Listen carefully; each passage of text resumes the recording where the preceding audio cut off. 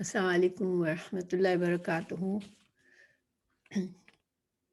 نحمد ونصلی علی رسول الکریم، اما بعد، فاعوذ باللہ من الشیطان الرجیم، بسم اللہ الرحمن الرحیم۔ انشاءاللہ ہمارا لیسن نمبر 20 ہے قرآن کی تفسیر کا، اور ہم سورہ آل عمران کی آیت 100 پر ہے۔ انشاءاللہ ہم شروع کرتے ہیں۔ الشیطان الرجیم، بسم اللہ الرحمن الرحیم۔ یا ایھا الذین آمنوا ان تطیعوا فریقا من الذین اوتوا الکتاب یردوکم بعد ایمانکم کافرین۔ اے ایمان والو، اگر تم اہل کتاب کی کسی جماعت کی باتیں مانو گے تو وہ تمہیں تمہارے ایمان لانے کے بعد مرتد کافر بنا دیں گے۔ تو اللہ تعالیٰ نے پچھلے سبق میں ہم نے جانا کہ اللہ سبحانہ تعالیٰ نے ہمیں یہودیوں کی چالیں بتائی، جو کہ وہ مسلمانوں کے خلاف، مسلمانوں کو اسلام کو روکنے کے لیے اور نئے مسلمانوں کو اسلام سے بدظن کرنے کے لیے اور ان کے اندر دلوں میں شک ڈالنے کے لیے وہ چالیں چل رہے تھے۔ وہ ہم نے پچھلے سبق میں اللہ سبحانہ تعالیٰ نے ہمیں بتائی پچھلی آیات میں۔ تو اب اللہ سبحانہ تعالیٰ نے اب مسلمانوں کو وہ کس طرح روکتے تھے، ذرا سا دوبارہ اس بات پہ غور کر لیتے ہیں کہ آپ صلی اللہ علیہ وسلم پر جب آیات نازل ہوتی تھی تو وہ اس پر نکتہ چینی کرتے تھے کہ یہ احکامات جو ہے ہماری تورات میں تو نہیں تھے۔ تو جب رسول اللہ صلی اللہ علیہ وسلم اپنے آپ کو ملت ابراہیمی پر بتا رہے ہیں کہ وہی انہی کا دین لے کے آئے، وہی توحید کا پیغام لے کے آئے ہیں، تو پھر ان کے احکامات کیوں الگ ہے، جبکہ تورات کے احکامات تو حضرت ابراہیم علیہ السلام کی تعلیمات کے مطابق ہیں۔ تو وہ لوگوں پر یہ ثابت کرنا چاہتے تھے کہ یہ جو یہودی ہے وہ حضرت ابراہیم کے زمانے سے جو دین چلا آ رہا ہے، شروع سے اللہ سبحانہ تعالیٰ نے جو لوگوں کو دین دیا ہے اسی دین پر وہ یہودی ہیں، مگر رسول اللہ صلی اللہ علیہ وسلم کوئی اور چیز لے کے آئے ہیں، اور اس سے لوگوں کے دلوں میں شک ڈالتے تھے اور خود بھی جانتے بوجھتے ایمان نہیں لاتے تھے۔ اللہ تعالیٰ نے ان کے اس جرم پر دھمکی دی پچھلی آیات میں کہ اللہ تعالیٰ نے فرمایا کہ اس برے فعل سے رک جاؤ، اللہ دیکھ رہا ہے تم کو، اور یہ سخت وعید تھی۔ پھر اب آیت نمبر 100 میں اللہ تعالیٰ یہاں پر مسلمانوں سے خطاب کر کے مسلمانوں کو سمجھا رہے ہیں کہ تم ان کے پیچھے نہ چلو، ورنہ یہ تمہیں مسلمان سے پھر کافر کی طرف لے جائیں گے، اسلام سے پھر کفر کی طرف لے جائیں گے، کیونکہ ابھی اسلام ان کا نیا اسلام ہے۔ ابھی ہر انسان کا اتنا مضبوط ایمان نہیں ہے، ظاہری بات ہے ہر انسان کا ڈیفرنٹ لیول ہوتا ہے انڈرسٹینڈنگ کا، اور نئے جو سادہ دل لوگ ہیں ان کو اس بات کا خطرہ تھا، تو اللہ سبحانہ تعالیٰ نے سمجھایا۔ تو ہم ترجمہ کرتے ہیں، اعوذ باللہ من الشیطان الرجیم۔ یا ایھا، اے الذین لوگو، آمنو جو ایمان لائے ہو، ان اگر، تطیعوا تم اطاعت کرو گے، تم حکم مانو گے، تم بات مانو گے، فریقاً ایک گروہ کی، من الذین ان لوگوں میں سے، اوتوا الکتاب جو کتاب دیے گئے ہیں، یردوکم وہ پھیر دیں گے تم کو، بعد ایمانکم تمہارے ایمان کے، کافرین کافر بنا کر۔ اہل کتاب کو ایک طرح سے مسلمانوں کو، اہل ایمان کو اللہ سبحانہ تعالیٰ نے سمجھایا کہ ان کے مکر و فریب سے اور ان کی جھوٹی باتوں سے کہ تم کو دین سے پھیر دیں گے، تمہارے اسلام سے پھیر دیں گے تمہیں، اور تم اسلام میں داخل ہو کر پھر کفر کی طرف چلے جاؤ گے اگر تم نے ان کی باتیں مانی۔ اور یہ گروہ کون تھا؟ یہود تھے مدینہ کے، جنہوں نے رسول اللہ صلی اللہ علیہ وسلم کی مخالفت کی تھی اور جو ایمان نہیں لائے تھے۔ اب اللہ تعالیٰ اگلی آیت میں مزید مسلمانوں سے خطاب ہے، اللہ تعالیٰ فرما رہے ہیں وَكَيْفَ اور کس طرح، تَكْفُرُونَ تم کفر کرو گے، وَأَنْتُمْ اور تم، تتلا پڑھی جاتی ہے، یہ پیسیو فعل ہے، پڑھی جاتی ہے، علیکم تم پر، آیات اللہ، اللہ کی آیات یعنی قرآن تم پر پڑھا جاتا ہے، وفیکم اور تم میں، رسولہ اور اللہ کا رسول موجود ہے صلی اللہ علیہ وسلم، ومن اور جو یعتصم جو مضبوطی سے پکڑے گا، باللہ اللہ کو یعنی کہ اللہ کے دین کو، قرآن اور سنت کو، فقد تو تحقیق ہدیہ ہدایت دیا گیا، یہ بھی پیسو ہے، الا طرف صراط راستے کے، المستقیم سیدھے راستے کی طرف، جو کہ جنت تک لے جائے گا، اس راستے کی ہدایت اس کو مل گئی جس نے اللہ کے دین کو، اللہ کی بھیجی ہوئے قرآن اور رسول اللہ صلی اللہ علیہ وسلم کے فرامین اور آپ صلی اللہ علیہ وسلم کی تعلیمات کو جس نے مضبوطی سے پکڑ لیا، وہ پھر وہ جنت تک پہنچے گا، جنت کے سیدھے راستے پر پہنچ جائے گا، اللہ تعالیٰ اس کو ہدایت دے دیں گے۔ تو اس کو تھوڑا سا اس آیت کی تفسیر دیکھتے ہیں۔ اس کا ترجمہ ہے کہ تم کیسے کفر کر سکتے ہو باوجود اس کے کہ تم پر اللہ کی آیات پڑھی جاتی ہیں، یعنی آپ صلی اللہ علیہ وسلم جب بھی وحی نازل ہوتی ہے، آپ صلی اللہ علیہ وسلم اس کو پڑھ کر سناتے ہیں تم کو، اور تم میں رسول اللہ صلی اللہ علیہ وسلم موجود ہیں، تو جو شخص اللہ تعالیٰ کے دین کو مضبوط تھام لے تو بلا شبہ سے راہ راست دکھائی جائے گی۔ تو اس کو ذرا اور تفصیل سے دیکھتے ہیں کہ اللہ تعالیٰ نے مومنوں کو سمجھایا کہ اللہ کے رسول تم لوگوں میں موجود ہے، تم کو ان کی باتیں سننے کی ضرورت نہیں ہے، تم پر اللہ کا کلام پڑھا جاتا ہے تو تم اس کی طرف اس کو پکڑ لو، تم ان کی باتوں میں مت آؤ۔ جو وَمَن يَعْتَصِم جو مضبوطی سے پکڑ لے گا، یعنی کہ اللہ کے دین کو مضبوطی سے جو تھام لے گا تو اللہ تعالیٰ اسے سیدھے راستے کی ہدایت عطا کرے گا۔ اعتصام کا مطلب ہوتا ہے مضبوطی سے پکڑنا کسی چیز کو، ٹھیک ہے، یعنی کہ کسی بھی طرح کے حالات ہو، نرم گرم حالات، مشکل حالات ہیں، آسان حالات ہیں، ہر حال میں اللہ کے احکامات و ہدایت پر قائم رہنا، یہ مطلب ہے مضبوطی سے تھامنے کا۔ کہ کبھی انسان کی زندگی میں اپس ڈاؤن آتے ہیں، یا کس اچھے حالات ہیں، برے حالات ہیں،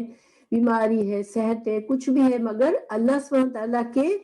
احکامات اور اللہ کی ہدایت کو مضبوطی سے تھام لینا، اس پر قائم رہنا، یہ نہیں کہ آج میرا موڈ دین پر چلنے کا ہے تو دوسرے دن نہیں ہے۔ جو اس طرح مضبوطی سے، باقاعدگی سے، استقامت سے دین کو پکڑتا ہے اور اللہ کے احکامات کو مانتا ہے، تو پھر دین کے استقامت کی وجہ سے اللہ سبحانہ تعالیٰ اسے سیدھے راستے پر لگا دیتے ہیں۔ تو دیکھیں بعض اوقات جو ہے نا، واقعی میں انسان کی زندگی میں ایسے حالات آ جاتے ہیں کہ نمازیں بھی مشکل سے پڑھی جاتی ہوتی ہے، اور اللہ کے روز جیسے رمضان میں روزہ رکھنا مشکل ہو رہا ہے، یا ایون معمولی چھوٹے چھوٹے دین کے کام بھی مشکل لگتے ہیں، لیکن اگر انسان کی نیت خالص ہوتی ہے، وہ محنت کرتا رہتا ہے، کوشش کرتا رہتا ہے، اور گناہ سے دل میں گناہ کا خیال آیا، خواہشات آتی ہیں غلط، جن چیزوں کو ہمیں پتہ ہے کہ ان خواہشات سے انسان دین سے دور ہو جاتا ہے، ایسی خواہشات دل میں آتی ہے، تو ان خواہشات سے کو جدوجہد کر کے ان سے خود کو بچانا، اور جو دین کے احکامات ہمارے لیے تھوڑے مشکل پڑ رہے ہیں، ہمارے حالات میں کسی نہ کسی طرح سے ہم کو مشکل ہو رہا ہے، 5 وقت کی نمازیں صحیح پڑھنا، کہ روزے صحیح رکھنا، یا قرآن سے تعلق جوڑ کے رکھنا، یا دین کا علم سیکھنا، جو بھی مشکلات آ رہی ہیں، تو اس میں انسان اللہ سے بھروسہ کرتے ہوئے، اللہ سے دعا کے ساتھ اپنی پوری کوشش سے چلتا رہے، تو انشاءاللہ اللہ اسے منزل تک پہنچا دے گا۔ دیکھیے ہدایت کا یہاں پر جو لفظ ہے نا، لفظ ہدایت، کہ اس کو ہدایت دے گا اللہ، تو ہدایت کے 3 لیول ہوتے ہیں، ٹھیک ہے۔ ایک لیول ہوتا ہے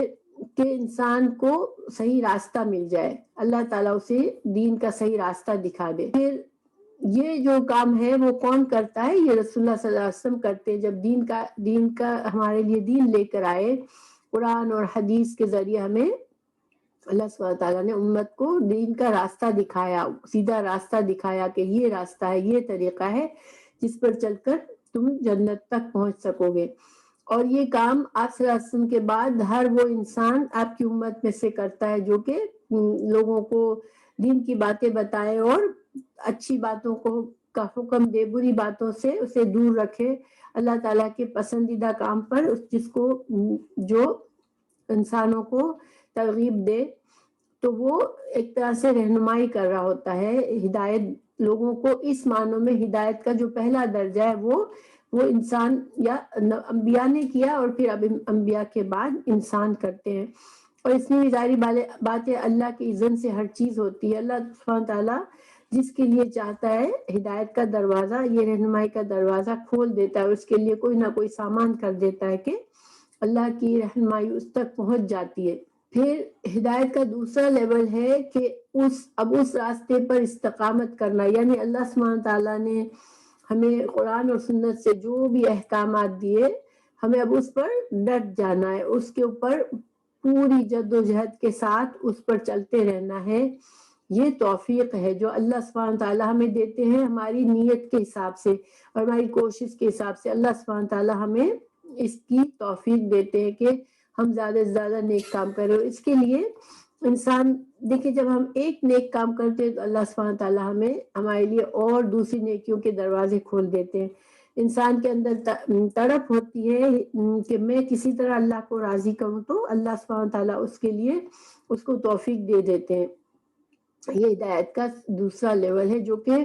صرف اللہ سبحانہ تعالیٰ ہی کے اذن سے ہوتا ہے۔ اللہ سبحانہ تعالیٰ ہی یہ ہدایت دے سکتے ہیں کہ کسی کو چلا دے راستے پہ۔ کوئی انسان کسی کو ہاتھ پکڑ کر ہدایت کے راستے پر چلا نہیں سکتا۔ پھر ہدایت کا جو تیسرا درجہ ہے کہ انسان اس راستے پر چلتے چلتے اللہ کی رضا حاصل کر لے اور جنت تک پہنچ جائے اور وہ جنتیوں میں شامل ہو جائے، تو یہ ہدایت کا تیسرا درجہ ہے کہ اب اسے اس کی منزل مل گئی، مکمل ہدایت۔ اور یہ بھی آف کورس اللہ سبحانہ تعالیٰ ہی کے ہاتھ میں یہ کام اللہ ہی دیتا ہے، لیکن اللہ اپنی حکمت سے دیتا ہے کہ جو اس کام کے لیے محنت جس نے کی، جس نے جد و جہد کی، جس نے دین کے طریقے پر خود کو استقامت سے چلایا، نیکیوں کی کثرت کی، اچھے اعمال کیے اور اللہ سے دعا استغفار کرتا رہا، تو پھر وہ ہدایت کے آخری درجے پر پہنچ جاتا ہے۔ اور یہی راستہ یہاں پر صراط مستقیم سے یہاں مطلب کیا ہے؟ جنت کا راستہ، کہ اللہ تعالیٰ اسے پھر جنت کے راستے پر لگا دیتا ہے۔ ان آیات کا جو یہ آیات جو ہے اس کا اور اگلی آیات جو ابھی آنے والی ہے انشاءاللہ، یہ ساری جو آیات نازل ہوئی وہ کس وقت نازل ہوئی کہ بنی اسرائیل ان کے یہود کی باتوں میں تم نہیں آؤ، اور اللہ تعالیٰ نے مسلمانوں کو ہدایت دی کہ تم سیدھے راستے پہ رہو، اللہ کے دین کے قرآن اور سنت کو پکڑ لو۔ تو یہ ساری اور اس کے بعد اگلی آیت بھی یہ ساری کس وقت نازل ہوئی، اس کے بارے میں ایک واقعہ ہے، انشاءاللہ میں اس واقعے کو اگلی آیت کے بعد بتاتی ہوں۔ یا ایھا الذین آمنوا، اے لوگو جو ایمان لائے ہو، اتقوا ڈرو اللہ سے، اتقوا اللہ ڈرو اللہ سے، حق ہے جیسا، تقات ہی اس کے ڈرنے کا، اس سے ڈرنے کا، ولا اور نہ تموتن نہ تم کو موت آئے، ہرگز یہ یہاں پر تاکید ہے،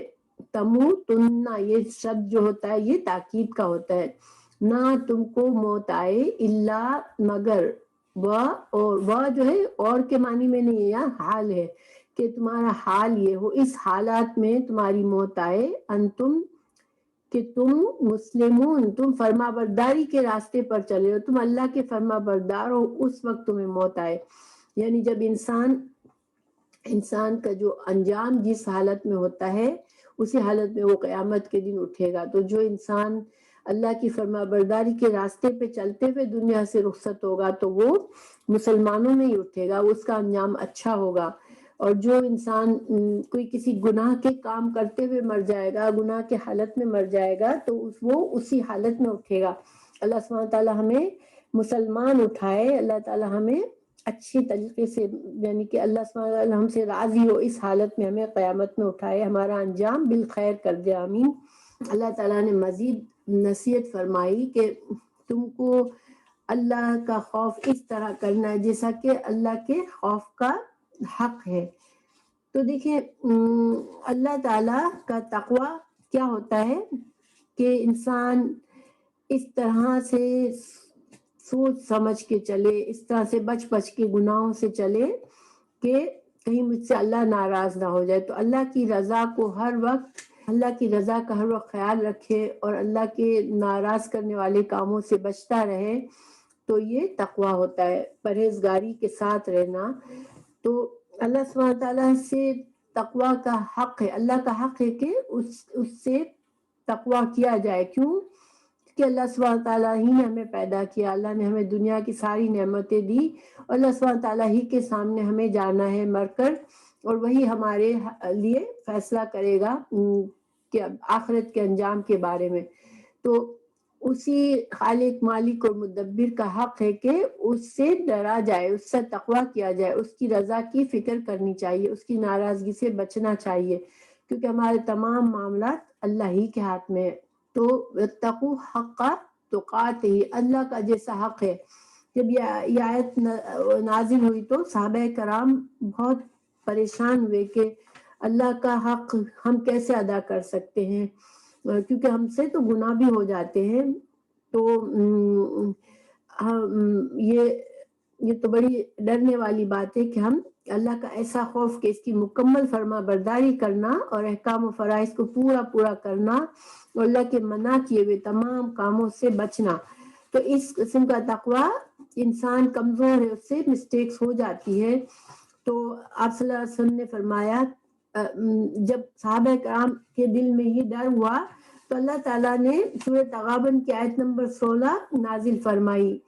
فَاتَّقُوا اللَّهَ مَا اسْتَطَعْتُمْ، پس تم اللہ سے اتنا تقوی اختیار کرو جتنی تم میں استطاعت ہے، کہ اللہ سبحانہ تعالیٰ بہت مہربان ہے بندوں پر۔ اللہ تعالیٰ نے دین ہم کو اس لیے نہیں دیا کہ ہم پر سختی ہو جائے، تو اللہ تعالیٰ نے ہمیں دین اس لیے دیا ہے، دین کا طریقہ، کہ یہ طریقہ ہمارے لیے محفوظ وہ طریقہ ہے جس کے ذریعے ہم اللہ کو راضی کر کے آخرت کا بہترین انجام پا سکتے ہیں۔ اس لیے ہمیں اللہ نے دین بھیجا ہے ہمارے لیے، دین اس لیے نہیں بھیجا کہ انسان مشکل میں پڑ جائے اور بہت مشقت کے ساتھ زندگی گزارے۔ اسی لیے اللہ تعالیٰ نے دیکھی بہت سی رخصتیں دی ہیں دین کے معاملے میں۔ اللہ تعالیٰ نے جب انسان کمزور ہوتا ہے، بیمار ہے، کھڑا ہو کے نماز نہیں پڑھ سکتا تو بیٹھ کے پڑھ سکتا ہے، بیٹھ کے نہیں پڑھ سکتا تو لیٹ کے پڑھ سکتا ہے۔ اسی طرح رمضان کے روزے سفر میں مشکل ہو رہی ہے، بیماری میں مشکل ہو رہی ہے تو ان کو رمضان میں چھوڑ کے بعد میں پورے کر سکتا ہے۔ اسی طرح سفر میں قصر نماز ہے، تو اللہ سبحانہ تعالیٰ بندے کی وسعت سے زیادہ اس پر بوجھ نہیں ڈالتے۔ تو انسان کی نیت اگر صحیح ہوتی ہے اور انسان کا اندر اخلاص ہوتا ہے، وہ چاہتا ہے کہ بس میں اللہ کو راضی کروں، تو پھر اس کی استطاعت کے مطابق جتنی وہ کوشش کرتا ہے اللہ تعالیٰ اس سے قبول کر لیتا ہے۔ تو گویا کہ ہمیں بھی اللہ سے ڈرنا چاہیے۔ ہمیں اس سے پتہ چلتا ہے ان آیت سے کہ اللہ یہ بندوں کی ذمہ داری ہے کہ وہ اللہ کے حقوق بھی ہیں اور اللہ کے حقوق ادا کرے۔ اللہ کا سب سے بڑا حق کیا ہے کہ بندہ اس کے ساتھ کسی کو اس کا شرک نہ کرے اور اس کے پوری اپنی کوشش کر کے کہ اللہ کی رضا حاصل کرنے کے لیے اللہ کے بتائے ہوئے احکامات پر چلتا رہے، ٹھیک ہے۔ تو ویسے بھی قرآن اور حدیث میں اللہ کے حقوق بھی ہمیں پورے کرنے ہیں اور بندوں کے حقوق بھی اللہ نے جو ہمیں بتائے، کیونکہ اسی قرآن ہی میں ہمیں اللہ نے بندوں کے حقوق بھی بتائے ہیں کہ ہم پر بندوں کا بھی حق ہے۔ تو ہمیں دنیا کے رشتوں میں انسانوں پر جو حق ہمارے عائد ہوتے ہیں، ہر رشتے کے حقوق اور فرائض ہوتے ہیں، جتنے بھی رشتے ہیں ہمارے ماں باپ کے کچھ حقوق ہوتے ہیں، شوہر اور بیوی کے ایک دوسرے پر حقوق ہوتے ہیں، اولاد اور والدین پر ایک دوسرے کے حقوق ہوتے ہیں، رشتہ داروں کے حقوق ہوتے ہیں، ان سب کی ہمیں رہنمائی ہمارے دین نے کی ہے، تو ہمیں ان سب حقوق کی پرواہ کرنی چاہیے، فکر کرنی چاہیے اور اس کا احساس ہونا چاہیے۔ ہماری عام طور پر یہ ہوتا ہے کہ ہم اپنے حق کو تو سمجھتے ہیں اور ہم جانتے ہیں کہ ہمارا یہ حق ہے، اور ہمیں لوگوں سے ہمیں یہ ایکسپیکٹیشن ہوتی ہے کہ لوگ ہمارے حقوق کو پورا کریں، مگر ہمیں دوسروں کے حق کو سمجھنے میں بڑی دیر لگتی ہے۔ تو ہمیں قرآن اور سنت کی روشنی میں جو بھی حقوق اور فرائض ہم پر ہیں، جو اللہ سبحانہ تعالیٰ کے حق ہیں، وہ ہمیں پورے کرنے کی کوشش کرنی ہے۔ اور اللہ کے حق میں سب سے بڑی بات ہے کہ اللہ پر ایمان لانا کہ وہی ہمارا خالق ہے، وہی ہمارے تمام معاملات کی اسی کے ہاتھ میں تمام معاملات کی کا کنٹرول ہے، اور وہی ہماری تمام ضروریات کو پوری کرتا ہے۔ ہمیں جو فائدہ پہنچتا ہے وہ اللہ ہی کی طرف سے پہنچتا ہے، اور کوئی بیماری ہوئی، کوئی تقدیر میں، انسان کو اپنی تقدیر پر بھروسہ بھی ہونا چاہیے اور اللہ سے راضی بھی ہونا چاہیے کہ بعض اوقات انسان اپنی پوری کوشش بھی کر کے کوئی کام چاہتا ہے کرنے کے لیے، لیکن وہ کام نہیں ہوتا، تو اس پہ اللہ کی رضا میں راضی ہونا یہ بھی اللہ کا حق ہے۔ اور بندوں پر جو احکامات واجب کیے اللہ نے، یعنی ہم پر جو بھی احکامات اللہ نے واجب کیے، ان کو اپنی استطاعت کے مطابق ان کو پورا کرنا ہے۔ تم کو موت نہ آئے جب اس حالت میں موت مرو جبکہ تم مسلمان ہو۔ تو اس کا کیا مطلب ہے؟ دیکھیں، موت کا وقت اللہ نے ہمیں بتایا نہیں ہے کہ کون کس وقت دنیا سے رخصت ہوگا، ٹھیک ہے؟ کبھی بھی انسان کی موت آ سکتی ہے۔ تو اور اللہ یہاں فرما رہے ہیں، اللہ تعالیٰ، کہ تم کو موت اسی حالت میں آئے جب تم مسلمان ہو۔ تو گویا کہ انسان کو ہر لمحہ اپنا یہ خیال رکھنا چاہیے کہ میں کہیں مجھ سے کوئی ایسا گناہ نہ ہو جائے جس سے میں کہیں خدا نخواستہ اللہ کے فرما برداری کے دائرے سے نکل جاؤں اور مجھے موت اس گناہ کی حالت میں آ جائے، اس نافرمانی کی حالت میں آ جائے۔ تو انسان غفلت میں اپنی زندگی نہ گزارے، اور ہمیشہ خاتمہ بالخیر کی دعا بھی کرنی چاہیے کہ اللہ ہمیں ایمان پر موت دے اور کلمہ شہادت کے ساتھ دنیا سے رخصت کرے، کیونکہ انسان جس حالت میں مرے گا اسی حالت میں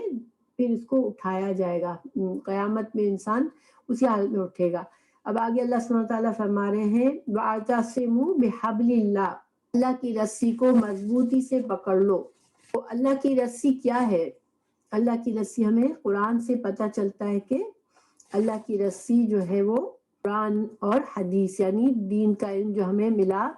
قرآن اور حدیث کی صورت میں، یہ اللہ کی رسی ہے۔ تو ہمیں اس کو پکڑنے سے کیا مطلب ہے؟ اللہ سبحانہ تعالیٰ فرما رہے ہیں، وَاعْتَصِمُوا، مضبوطی سے پکڑ لو، بِحَبْلِ اللَّهِ، اللہ کی رسی کو، یعنی کہ دین کے احکامات پر مضبوطی سے قائم ہو جاؤ۔ جو چیزوں کے کام کرنے کے ہمیں کہے گئے ان کو کرو،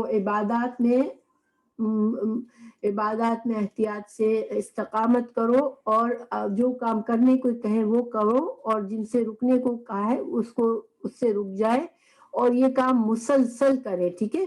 یہ نہیں کہ ہمارے اندر استقامت اور ثابت قدمی ہونی چاہیے دین کے بارے میں۔ اس کو وَاعْتَصِمُوا بِحَبْلِ اللَّهِ، اللہ کی رسی کو پکڑنا کہنا ہے، جمیعاً، سب کے سب۔ اب یہاں پر جمیعاً سے کیا مطلب ہے؟ یہاں پر ہم نہ صرف ہم اپنے آپ یعنی کہ اکیلے میں اپنے اون ہم قرآن و سنت پر قائم رکھے، بلکہ ایز اے مسلم امہ جو ہے آپس میں اتفاق اور اتحاد سے رہے، اختلافات سے بچے اور فرقہ واری سے بچے، کیونکہ اللہ سبحانہ تعالیٰ یہاں پر اجتماعی حکم دے رہے ہیں کہ وَلَا تَفَرَّقُوا، تم آپس میں فرقہ واریت مت کرو، آپس میں اپنے آپ کو مت توڑ دو، چھوٹے چھوٹے گروہوں میں مت ہو جاؤ۔ اور دیکھیں آج کل جو حالت ہے، آپ صلی اللہ علیہ وسلم نے فرمایا تھا کہ میری امت میں 73 فرقوں میں بٹ جائے گی، اور قرآن اور حدیث کو اپنی پشت کے پیچھے ڈال دیں گے۔ یعنی کہ دیکھیں آج کیا حالت ہے کہ ہر انسان جو ہے وہ ہر گروہ وہ اپنے بس پرٹیکولر امام کی بات سنتا ہے، اور وہ سمجھتا ہے میرے امام نے مجھے جو بتایا، میرے پیر نے مجھے جو بتایا، بس وہی صحیح ہے، اور پھر وہ دوسروں پر، یہاں تک کہ بعض لوگ دوسروں پر کفر تک کا فتویٰ لگا دیتے ہیں۔ لیکن اور اس قرآن اور سنت کو پیچھے چھوڑ دیتے ہیں. حالانکہ اگر اللہ سبحانہ تعالیٰ نے قرآن میں یہی بتایا کہ آپس میں اختلافات ہو تو پھر قرآن اور سنت کی طرف پلٹو اور اسی سے اپنے اختلافات کا حل ڈھونڈو. لیکن آج امت مسلمہ یہ بھول گئی ہے. آپ صلی اللہ علیہ وسلم کو قرآن اور سنت کو پیچھے چھوڑ کے اپنے خود ساختہ نظریات اور اپنے پسند کے لحاظ سے انہوں نے اپنے راہیں نکال لیے. جس طرح سے یہودیوں اور نصارہ نے کیا تو یہی مسلمانوں نے بھی کیا ہے آج کل کے. وہ بٹ گئے ہیں بالکل. تو اللہ سبحانہ تعالیٰ نے منع فرمایا مسلمانوں کی کہ تم اس طرح نہ کرنا، فرقوں میں مت بٹنا. اس حدیث میں جس میں آپ صلی اللہ علیہ وسلم نے پیشین گوئی کی کہ 73 فرقوں میں بٹ جائے گی، اس میں آپ نے فرمایا کہ ایک ہی فرقہ جو ہے وہ نجات پانے والا ہے. وہ فرقہ، اس فرقے کی صفت یہ کہ وہ فرقہ میرے اور میرے صحابہ کی راہ پر گامزن رہے گا. یعنی کہ آپ صلی اللہ علیہ وسلم نے جو طریقہ ہمیں دین کا بتایا اور پھر آپ کے صحابہ کرام نے جو جس طریقے کو فالو کیا ہمیں اس طریقے پر چلنا ہے. ٹھیک ہے. اور صحابہ کرام میں کبھی اختلاف بھی ہوتا تھا نا، کسی رائے اختلاف رائے ہوتا تھا، وہ کبھی اس کو اپنی انا کا مسئلہ نہیں بناتے تھے اور نہ اپنے آپ کو کسی فرقے سے جوڑتے تھے. وہ اپنے اختلافات کو قرآن اور حدیث کی روشنی میں ان اختلافات کے کو حل کرنے کے لیے کوشش کرتے تھے. اس لیے کہ اختلاف رائے جو ہے وہ ہر انسان کی سوچ کے لحاظ سے انسانوں میں اختلاف رائے ہونا تو یہ تو ممکن ہے، لیکن اپنی اپنی جماعت الگ کر لینا، اپنا اپنا مسلک الگ بنا لینا، یہ صحابہ کرام کا طریقہ نہیں تھا. نہ ہی آپ صحابہ کرام کے بعد کے جو تابعین تھے، جو بہترین فرقے، جو بہترین امتیں گزر چکی، ان کا بھی یہ طریقہ نہیں تھا. وہ صرف ان کی جو اطاعت کا محور جو تھا وہ صرف اللہ کی محبت تھی اور رسول اللہ صلی اللہ علیہ وسلم کی اطاعت اور پیروی تھی. شخصیت پسندی وہ نہیں کرتے تھے. تو آج کے لوگ جو ہے امام اور پیر کی محبت میں اپنے اپنے چھوٹے چھوٹے گروہ میں بنا کر ان کی محبت اور ان کی اطاعت میں قرآن اور حدیث کی تعلیمات کو بھی پیچھے چھوڑ دیتے. اگر ان کو کوئی بتایا جائے کہ قرآن کے لحاظ سے یا صحیح حدیث کے لحاظ سے یہ تمہارا جو عمل ہے وہ صحیح نہیں ہے تو وہ قبول کرنے کو تیار نہیں ہوتے. بہرحال اللہ تعالیٰ نے فرمایا وَاذْكُرُوا، اور یاد کرو نعمت اللہ، مومنوں کو نعمت اللہ اپنی یاد دلا رہے ہیں، علیکم تم پر، اذ کنتم جب تم تھے، اعداء جب تم دشمن تھے، فالف تو اللہ تعالیٰ نے الفت ڈال دی، بینا درمیان، قلوبکم تمہارے دلوں کے، فاصبحتم تو ہو گئے تم، بنعمتہ ساتھ نعمت اللہ کی نعمت سے تم اخواناً بھائی بھائی بن گئے. اللہ تعالیٰ مسلمانوں کو، صحابہ کرام کو بتا رہے ہیں کہ جب تم آپس میں پھر بٹے ہوئے تھے، تم ایک دوسرے کے دشمن تھے، اللہ تعالیٰ نے تمہیں آپس میں تمہارے دلوں کو جوڑ دیا، تم کو بھائی بھائی بنا دیا. وَكُنْتُمْ اور تھے تم اعلیٰ اوپر، شفا ایک گھڑے کے، حفرتن گھڑے کے کنارے پر تم تھے، شفا مینس کنارہ، حفرتن ایک گڑھا، من النار آگ کے گڑھے کے کنارے پر تم پہنچ گئے تھے، آپس میں لڑتے جھگڑتے. فَانْقَذَكُمْ تو اللہ نے تم کو بچا لیا، منہا اس سے. کذالک اسی طرح، یبین اللہ بیان کرتا ہے، لکم تمہارے لیے، آیات ہی اپنی آیات، لعلکم تاکہ تم تہتدون تاکہ تم ہدایت پاؤ. تو یہاں پر اس کی جو شروع سے جو ہم پڑھ رہے 100 سے 103 تک، ان آیت کا شان نزول کیا ہے، اس کے بارے میں ہے کہ رسول اللہ صلی اللہ علیہ وسلم جب مدینہ آئے تو مدینہ میں اوس اور خزرج 2 قبیلے تھے. ٹھیک ہے. یہ مشرکین تھے، یہ عرب مشرکین تھے، اور 3 قبیلے جو تھے وہ یہود کے تھے. اب یہ جو مشرکین کے 2 قبیلے تھے اوس اور خزرج، ان میں پرانی دشمنی چلی آ رہی تھی، اور وہ ایک جنگ بعاث کر کے جنگ تھی جو کہ ہر سال وہ جنگ چھڑ جاتی تھی. یعنی کہ ان کے کوئی دشمنی ایسی چلی تھی کہ وہ اس کے تحت کئی لوگ مر چکے تھے اور مسلسل ہر سال جنگ چھڑ جاتی تھی. پھر وہ کسی طرح سے جب تھک جاتے لڑتے مرتے تو پھر وہ کچھ دیر کے لیے جنگ کو بند کرتے اور پھر کوئی چھوٹی سی بات ہوتی اور جنگ بھڑک اٹھتی. یعنی کہ ان کے جان مال ہر چیز ہر وقت خطرے میں رہتی تھی اور ایک جنگی ماحول میں رہنا آسان نہیں ہوتا. اور پھر ان کے درمیان اتنی دشمنی تھی کہ ایک دوسرے کی شکل کوئی دیکھنے کو تیار نہ ہو. لیکن جب رسول اللہ صلی اللہ علیہ وسلم آئے مدینہ میں تو یہ جو عرب مشرک تھے مدینہ کے، چونکہ وہ خود بھی تھک گئے تھے لڑتے لڑتے، ان کو امن چاہیے تھا، ان کو سکون چاہیے تھا. تو انہوں نے دیکھا کہ آپ صلی اللہ علیہ وسلم ایک اچھا دین لے کے آئے ہیں اور یہ بہت عدل اور انصاف والا دین ہے. انہوں نے اس کو فوراً قبول کر لیا. آپ نے دیکھا ہوگا کہ مکہ میں کئی سال آپ صلی اللہ علیہ وسلم نے 13 سال گزارے لیکن بہت کم لوگ مسلمان ہوئے تھے. لیکن مدینہ میں بہت جلدی پورا جو ان کی کمیونٹی تھی اوس اور خزرج کی،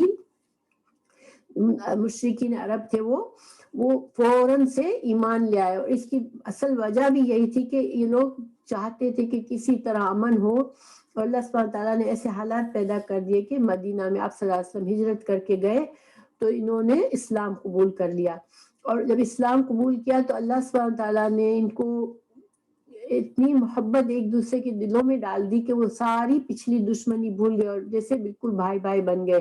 ان کے نزدیک صرف اللہ کا دین سب سے زیادہ تھا اور اللہ جو مسلمان ہے وہ ان کا بھائی تھا. بس اتنا محبت اللہ سبحانہ تعالیٰ نے ان کے دلوں میں ڈال دی. تو اس کا ایک دن کا واقعہ تھا کہ اور یہ نیچرلی یہود کو اچھا نہیں لگا، کیونکہ یہودیوں کو بڑے فائدے تھے. جب یہ دو قبیلے آپس میں لڑتے تھے تو یہودیوں کو، چونکہ وہ بھی وہیں رہتے تھے، ان کو ان کی آپس کی دشمنی سے بہت فائدے تھے اور وہ ان کی جنگ میں حصہ بھی لیتے تھے، سائز بھی لیتے تھے. تو جب یہودی تو زیادہ ایمان نہیں لائے، بہت کم یہودی مسلمان ہوئے، تو انہوں نے دیکھا کہ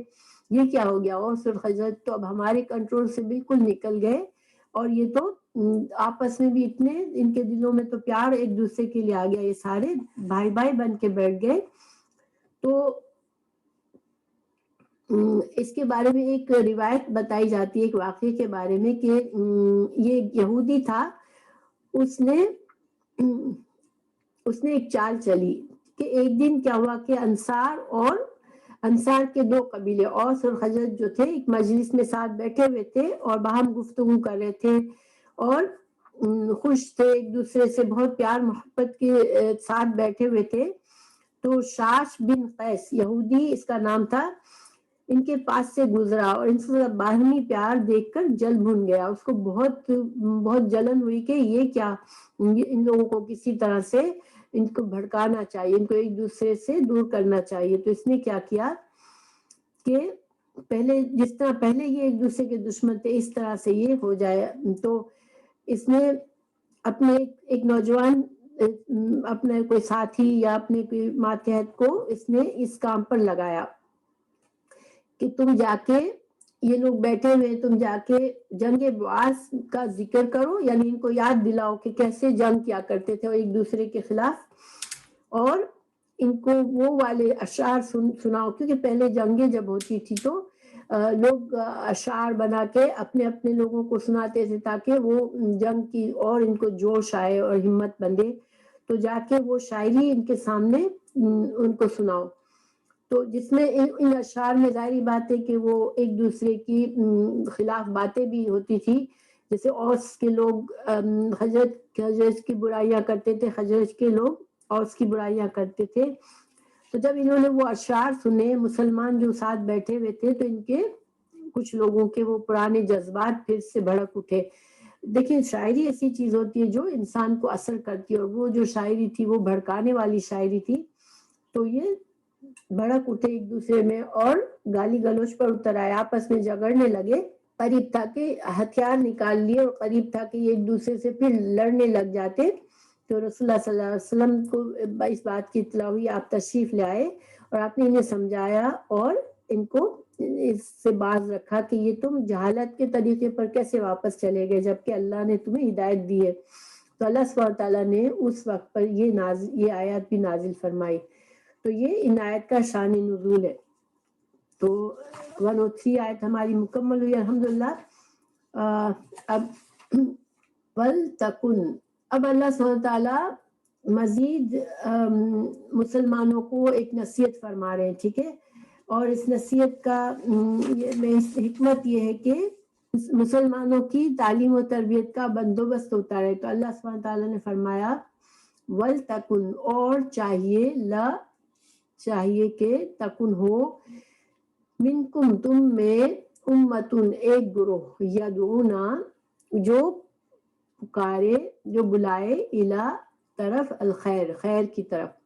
وَيَأْمُرُونَ اور حکم دے، بالمعروف، معروف کا معروف ہوتا ہے نیکی کے کام. ٹھیک ہے، اور خیر ہے دین کی تعلیم. تو تم میں سے ایک گروہ ہو جو کہ دین کی تعلیم دے لوگوں کو اور ان کو حکم دے نیک کام کرنے کے، وَيَنْهَوْنَ اور ان کو روکے، عَنِ الْمُنْکَرِ منکر سے، وَأُولَئِکَ اور یہی لوگ ہم وہ المفلحون وہ فلاح پانے والے. اللہ سبحانہ تعالیٰ نے یہ حکم دیا کہ تمہارے معاشرے میں، مسلمان امت میں ایک ذمہ داری اللہ نے سونپی کہ مسلمانوں میں ایک جماعت ضرور ہو، ہر مسلمان کمیونٹی میں ایسی جماعت ضرور ہو، ایسے لوگ ضرور ہو جو کہ لوگوں کو خیر کی دعوت دے، دین کی تعلیمات دے، ان کو اچھے کام کرنے کا حکم دے اور ان کو برائیوں سے روکے. اور یہ کام کریں گے تو تمام مسلمانوں کے لیے دنیا اور آخرت کی بھلائی اور کامیابی ہے. ٹھیک ہے، فلاح جو ہے ایسی کامیابی ہوتی ہے جو کہ محنت کے بعد حاصل ہوتی ہے. تو جو اگر مسلمان امت اس چیز پر دھیان دے گی کہ ان میں ضرور ایسے لوگوں کی ایسی جماعتیں ضرور ہوں جو لوگوں کو دین کی تعلیمات دیتے رہے اور اپنے آپ کو دین کا علم خود بھی سیکھے اور دوسروں کو سکھائے اور ان کو گناہوں کی باتوں سے، غلط باتوں سے روکے اور اچھے کام کرنے کی ترغیب دے. تو جب تک یہ ہوتا رہے گا تو انشاءاللہ مسلمان جو ہے وہ فلاح پائیں گے. دیکھیں جو انڈیا پاکستان میں بہت عرصے تک، جب انگریز آنے کے بعد جو ایک دینی تعلیم کا سلسلہ تھا وہ بالکل بگڑ کے رہ گیا، ٹوٹ پھوٹ گیا وہ سارا نظام. کیونکہ پہلے یہ ہوتا تھا کہ دین کی تعلیم دینے والوں کے لیے وظیفے مقرر ہوتے تھے حکومت کی طرف سے، تو وہ لوگ اپنا سارا وقت اس پر لگا سکتے تھے. لیکن پھر یہ سارا کچھ ختم ہو گیا اور اسلامی تعلیمات کا سلسلہ منقطع ہو گیا کہ باقاعدہ ایک مسلمان ملک میں دینی تعلیم اگر نہیں دی جائے گی تو کہاں سے آئندہ کی جنریشن کو کہاں سے دین کا علم ملے گا. اور یہی وجہ ہے کہ آج انڈیا مسلمان میں آپ دیکھیں، انڈیا اور پاکستان میں،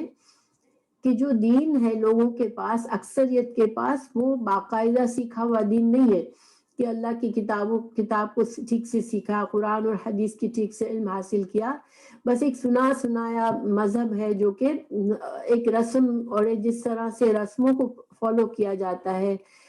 خاندانی رسمیں ہوتی ہے، اسی طرح بس خاندان میں دین کا جو طریقہ آ گیا بس وہ آ گیا. اور بہت سے لوگ اسی وجہ سے صحیح دین کے بجائے بدعت اور غلط دین کی طرف چلے گئے جو کہ دین کے طریقے سے ہٹ کر ہے. تو اس کا علاج بس یہی ہو سکتا ہے کہ ہر انسان کوشش کرے، ہر مسلمان کے خود اتنا دین کا علم حاصل کرے قرآن اور حدیث کا کہ انشاءاللہ وہ صحیح، اس کو پتا ہو کہ صحیح طریقہ کیا ہے، جو اللہ نے جو دین بھیجا وہ کیا ہے، اس پر وہ عمل کر سکے، اور اسی میں کامیابی ہے. وَلَا تَكُونُوا اور نہ تم ہونا الذین ان لوگوں کے لیے تفرقوا جنہوں نے جو الگ لوگ ہو گئے، جن میں فرقہ واریت اختیار کی، اور واختلفوا اور اختلاف کیا، من بعد اس کے ماں جو جاءہم آ گیا ان کے پاس، البینات روشن نشانیاں، وَأُولَئِکَ اور یہی لوگ لہم ان کے لیے عذاب ہے عظیم بڑا. یہاں پر یہود و نصارہ کی مثال دی گئی کہ یہود و نصارہ نے علم اللہ نے ان کو دیا، اللہ کی کتاب آئی، اللہ کے پیغمبر آئے، انہوں نے گروہ بندی کر لی، آپس میں اختلافات میں پڑ گئے۔ علم کے بعد اللہ نے تو علم دیا تھا، لیکن انہوں نے اپنے تعصب کی وجہ سے، اپنی دین کے اپنی خواہشات کے نفس کی وجہ سے، دنیا کی محبت کی وجہ سے اپنا اپنا گروہ الگ کر لیا اور اختلافات اور تفرقے میں پڑ گئے اور اللہ کے دین کو پیچھے چھوڑ دیا۔ اور اللہ کے عذاب، گمراہی، جب انسان ایک مجموعی طور پر ساری قوم گمراہی کی طرف جائے گی تو پھر عذاب ان کے اندر کہاں سے صحیح دین آئے گا، اور وہ پھر کہاں سے کامیاب ہوگی آخرت کی، اور وہ عذاب عظیم ان کو اللہ کی ناراضگی کے کام کر کے اللہ کو ناراض کیا۔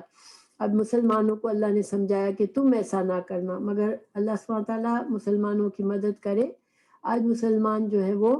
ان ساری نصیحتوں کو بھول کے چل رہے ہیں اور فرقوں میں پڑے ہوئے ہیں۔ پھر یوما، جس دن، تب یدو، جس دن سفید ہوں گے، وجوہن، کچھ چہرے، وتسودو، اور پریشان ہوں گے، سیاہ ہوں گے، سود کہتے ہیں کالے رنگ کو،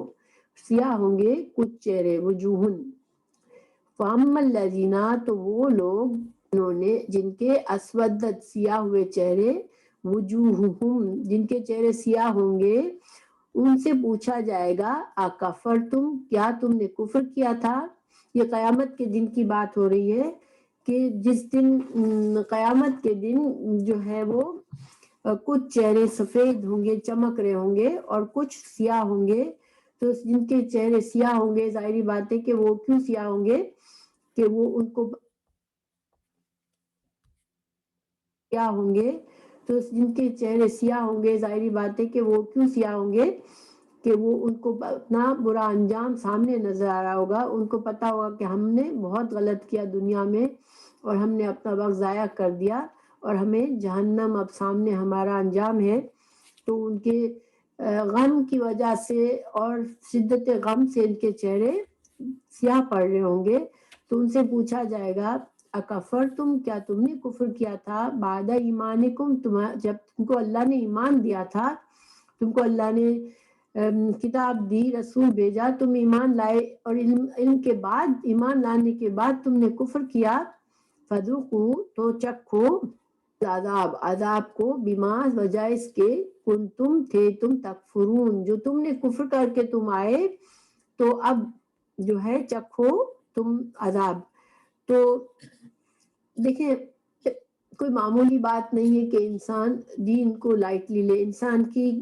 دنیا اور آخرت کی کامیابی اللہ کے دین کو صحیح سمجھنا اور اس پر عمل کرنا ہے۔ اگر انسان اپنے صرف خواہشات کے پر چلتا ہے، غفلت میں زندگی گزار دیتا ہے، تو پھر آخرت میں اس کو سوائے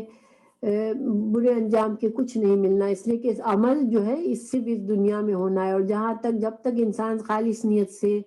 اللہ کے صحیح دین کو نہیں پکڑے گا، اللہ کی رسی کو مضبوطی سے نہیں پکڑے گا، آپس کے اختلافات دور نہیں کرے گا، تو وہ اپنے آپ پر ظلم کر رہا ہے، اپنے لیے برے انجام کو کما رہا ہے۔ وَأَمَّا الَّذِينَ، اور جو لوگ بیدت، سفید ہوں گے، چمک رہے ہوں گے جن کے، وجوہہم، جن کے چہرے، ففی، تو وہ، پس وہ، فی، میں، رحمت اللہ، اللہ کی رحمت میں ہوں گے، اور اللہ کی رحمت سے یہاں مراد جنت ہے کہ وہ جنت میں ہوں گے، ہم فیہا، اور وہ اس میں خالدون، ہمیشہ رہنے والے ہیں۔ اللہ سبحانہ تعالیٰ ہمیں ان میں بنائے جو ہم جنتی بن جائے۔ اللہ تعالیٰ تمام امت مسلمہ کے اختلافات دور کرے اور سب کو جنت کے راستے پہ لگا دے، آمین۔ دل کا، یہ آیات اللہ، اللہ کی آیات ہے، نتلوہا، ہم پڑھتے ہیں اس کو، علیہ کا، آپ پر، بالحق، حق کے ساتھ، وما اللہ، اور نہیں ہے اللہ، یریدو، ارادہ رکھتا، ظلمن، ظلم کا، للعالمین، جہان والوں پر۔ یعنی اللہ سبحانہ تعالیٰ نے دین، لوگوں کو حق چھپایا نہیں ہے، اللہ تعالیٰ نے بندوں کو حقیقت بتائی ہے کہ تمہارے دنیا میں مقصد کیا ہے۔ اللہ تعالیٰ نے انبیاء کو بھیجا ہے، اللہ تعالیٰ نے اپنی کتابیں بھیجی ہے، تو سب کچھ بتا دیا۔ اللہ تعالیٰ نے ظلم نہیں چاہتا بندوں کے لیے،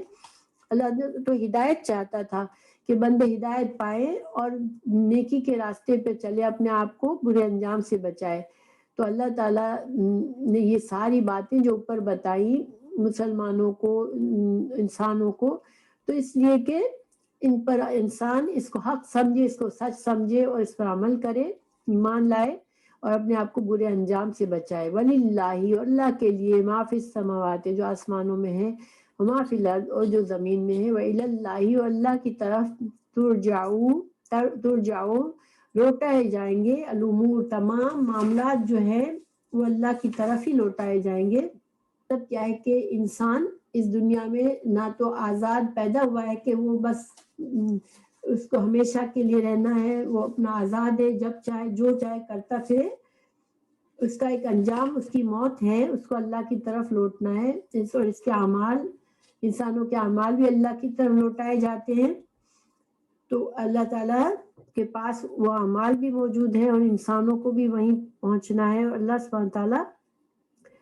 ہر انسان کو اس کے عمل کے مطابق سزا ملے گی یا جزا ملے گی۔ تو یہ آیات جو ہے رسول اللہ صلی اللہ علیہ وسلم سے اس کا خطاب ہے کہ اب تک جو کچھ بیان ہوا سب اللہ کی برحق آیتیں ہیں، اور اللہ تعالیٰ کسی کو بغیر جرم کے سزا نہیں دیتا اور نہ کسی کی نیکی میں کوئی کمی کرتا ہے، اس لیے کہ آسمان اور زمین کی تمام چیزیں اللہ تعالیٰ کی ملکیت ہے، وہ ہر چیز سے بے نیاز ہے اور ہر چیز پر قادر ہے، اس لیے اللہ کسی پر ظلم نہیں کرتا۔ گویا کہ اللہ تعالیٰ نے بتا دیا ہے، حق بتا دیا ہے، اب جو لوگ اس پر عمل کریں گے، حق پر چلیں گے تو وہ کامیاب ہوں گے۔ آیت نمبر 110 سے شروع ہوگا انشاءاللہ۔ اعوذ باللہ من الشیطان الرجیم، بسم اللہ الرحمن الرحیم۔ کنتم خیر امۃ اخرجت للناس تأمرون بالمعروف وتنہون عن المنکر وتؤمنون باللہ ولو آمن أهل الكتاب لكان خيرا لهم منهم المؤمنون وأكثرهم الفاسقون۔ ترجمہ ہے، تم بہترین امت ہو جو لوگوں کے لیے پیدا کی گئی ہے کہ تم نیک باتوں کا حکم کرتے ہو اور بری باتوں سے روکتے ہو اور اللہ تعالیٰ پر ایمان رکھتے ہو۔ اگر اہل کتاب بھی ایمان لاتے تو ان کے لیے بہتر تھا، ان میں ایمان والے بھی ہیں لیکن اکثر تو فاسق ہے۔ یہاں پر خطاب امت مسلمہ سے ہے، اور پیچھے کے اسباق سے اگر ہم تعلق دیکھیں تو پیچھے عیسائیوں کا ذکر تھا، اور ان کو دین کی ان کے بارے میں ان کی مسٹیکس بتائی گئی، دین کے بارے میں ان کے عقائد کی غلطی بتائی گئی اور حقیقت بتائی گئی حضرت عیسیٰ کی، حضرت مریم کی، اور ان کو ساری باتیں بتانے کے بعد ان کے اعتراضات کے جوابات دیے گئے جو وہ دین اسلام پر کرتے تھے، اور پھر ان کو دعوت دین دی گئی، دعوت مباہلہ دی گئی کہ جو فریق صحیح ہے، حق پر ہے، وہ جو فریق غلط ہے، حق سے ہٹا ہوا ہے، اس پر اللہ کی لعنت ہو۔ انہوں نے اس پر بھی ایمان نہ قبول کیا اور مسلمانوں کو جزیہ دینے پر راضی ہوئے اور چلے گئے۔ تو اب اللہ سبحانہ تعالیٰ نے ان سب باتوں کے بعد اب اعلان کا، اس آیت میں یہ ہمیں بات پتہ چلتی ہے کہ اللہ سبحانہ تعالیٰ نے اب جو بنی اسرائیل تھے ان کو چنی ہوئی امت کے عہدے سے مبذول کر دیا، ان کو اتار دیا اس عزت والے عہدے سے، اور اب امت مسلمہ کو خیر امت کا خطاب دیا۔ اور خیرہ کا مطلب ہوتا ہے، خیر جو ہے نا یہ ایکچولی اخیر تھا، ٹھیک ہے، اخیر، جیسے کہ میں نے پہلے بھی بتایا کہ اکبر کا معنی ہوتا ہے سب سے بڑا، اللہ اکبر جب ہم کہتے ہیں تو سب سے بڑا، اسی طرح اصغر سب سے چھوٹا، تو اسی طرح اخیر سب سے بہترین۔ تو یہ اس کے زیادہ استعمال سے اس کو خیر کہہ دیا گیا، اخیر کو خیر کہا گیا، لیکن اس کا مطلب کیا ہے؟ بہترین امت، سب سے چنی ہوئی امت، سب سے تمام امتوں میں فضیلت والی امت بنایا اللہ نے۔ یعنی کہ اللہ سبحانہ تعالیٰ نے امت مسلمہ کو ہر دور کی جو امتیں آئیں، جو ان میں سب میں بہتر بنایا. اب دیکھیے کنتم میں جو کانا ہے نا، یہ کانا یکونو کا صیغہ ہے کنتم کا مطلب ہوتا ہے ہو تم، لیکن جب کن سے بات کن ہے تو یہ کانا جو ہوتا ہے، کانا کا ایک یہ بدلی ہوئی شکل ہے. کانا کا مطلب میں تھا ہوتا ہے یا ہے، یعنی کہ یہ اس میں ہمیشگی ہوتی ہے، یعنی کہ صرف جس وقت یہ آیت نازل ہوئی اس وقت امت مسلمہ کو خیر امت نہیں کہا گیا کہ صرف صحابہ کرام کو سب سے بہترین امت کہہ دیا گیا، نہیں. کانا استعمال ہوا یعنی کہ ہمیشگی کی وقت، اس میں وقت کی قید سے آزاد ہے. تو یعنی کہ صحابہ کرام کے زمانے میں بھی امت مسلمہ بہترین امت تھی، اور آج کے زمانے میں بھی امت مسلمہ کی فضیلت اور امتوں سے سب سے زیادہ ہے. لیکن آف کورس امت مسلمہ یعنی جب بھی دوسروں کے مقابلے میں، دوسری امتوں کے مقابلے میں دیکھا جائے گا، یہودی، عیسائی، مشرکین، غیر مسلم جتنے بھی ہیں، ان سب میں مسلمانوں کی امت جو ہے امت مسلمہ وہ سب سے افضل ہے. یہ یہاں پر کہا گیا. لیکن ودن دا امت، جیسے اب رسول اللہ صلی اللہ علیہ وسلم نے فرمایا کہ سب سے بہترین جو لوگ ہیں وہ میرے صحابہ کرام کا دور کے لوگ ہیں، میرے دور کے لوگ یعنی کہ صحابہ کرام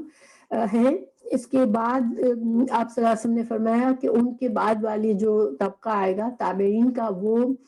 بہترین ہوگا، اور پھر ان کے بعد کے لوگ تبع تابعین کا طبقہ ہوگا، وہ بہترین ہوں گے. تو اس کا مطلب ہے کہ درجات ہیں، اور آج ہم لوگوں میں بھی ظاہر ہے کہ ہم اس لیول کے بہترین لوگ تو نہیں ہیں جو کہ رسول اللہ صلی اللہ علیہ وسلم کے زمانے میں تھے، صحابہ کرام کی طرح تھے. لیکن اگر آج بھی امت مسلمہ کا مقابلہ اگر دوسروں سے کمپیئر کیا جائے تو اللہ سبحانہ تعالیٰ کے اس آیت کے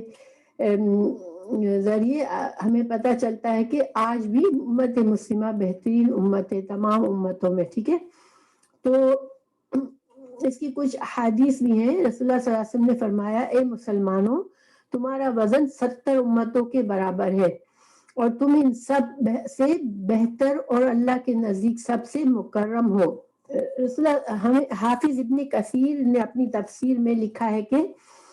اللہ تعالیٰ نے امت مسلمہ کو جو فضیلت دی ہے تو محمد صلی اللہ علیہ وسلم کی وجہ سے دی ہے، کیونکہ آپ صلی اللہ علیہ وسلم تمام مخلوق میں سب سے اشرف آپ کا درجہ تھا اور ہے، اور تمام رسولوں میں سب سے اعلیٰ، تمام رسولوں میں سب سے اعلیٰ ہے آپ. اور دین اسلام جو ہے وہ عظیم ترین کامل دین ہے، کیونکہ ہمارا جو دین اللہ نے ہمیں دیا،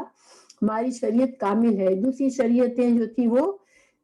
کمال کے درجے میں نہیں تھی، اس میں شریعت کے کچھ حصے، جیسے کہ اللہ تعالیٰ نے جب قرآن نازل فرمایا تو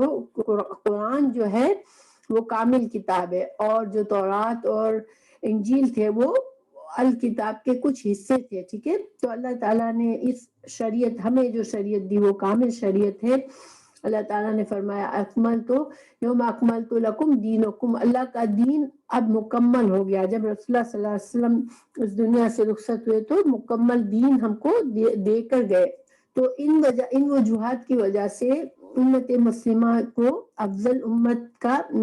ٹائٹل ملا ہے.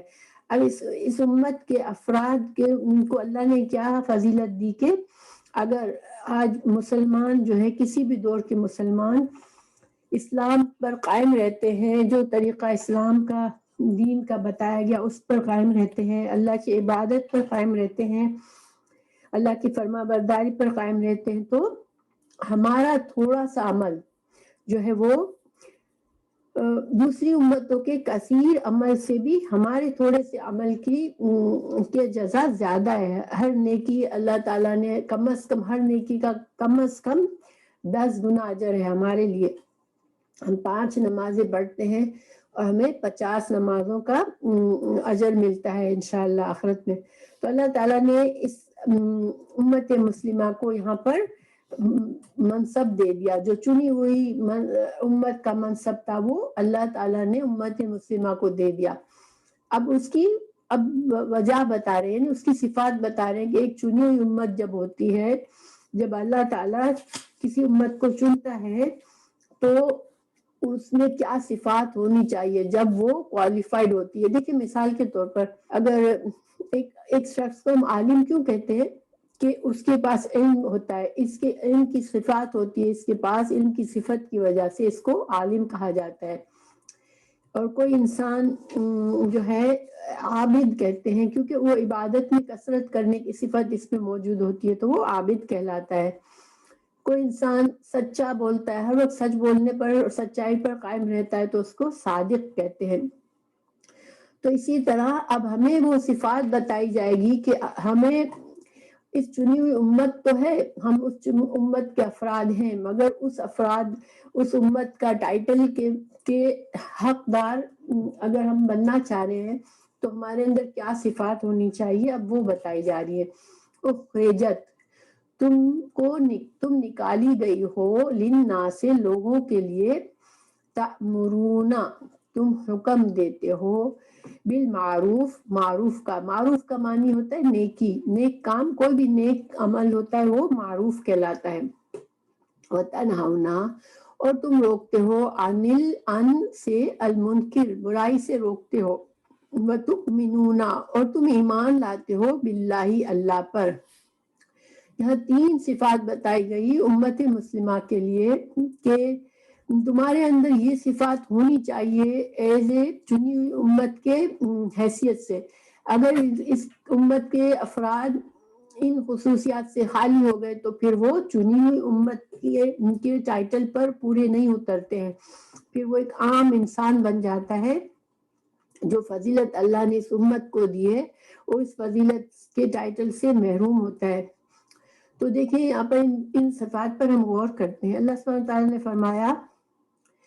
کہ تم نیکی کا حکم دے، تو اللہ نے پہلے یہ نہیں فرمایا کہ تم اللہ پر ایمان لاتے ہو، حالانکہ ایمان تو پہلی چیز ہے. ظاہری بات ہے ہمارے اعمال کی قبولیت جو ہے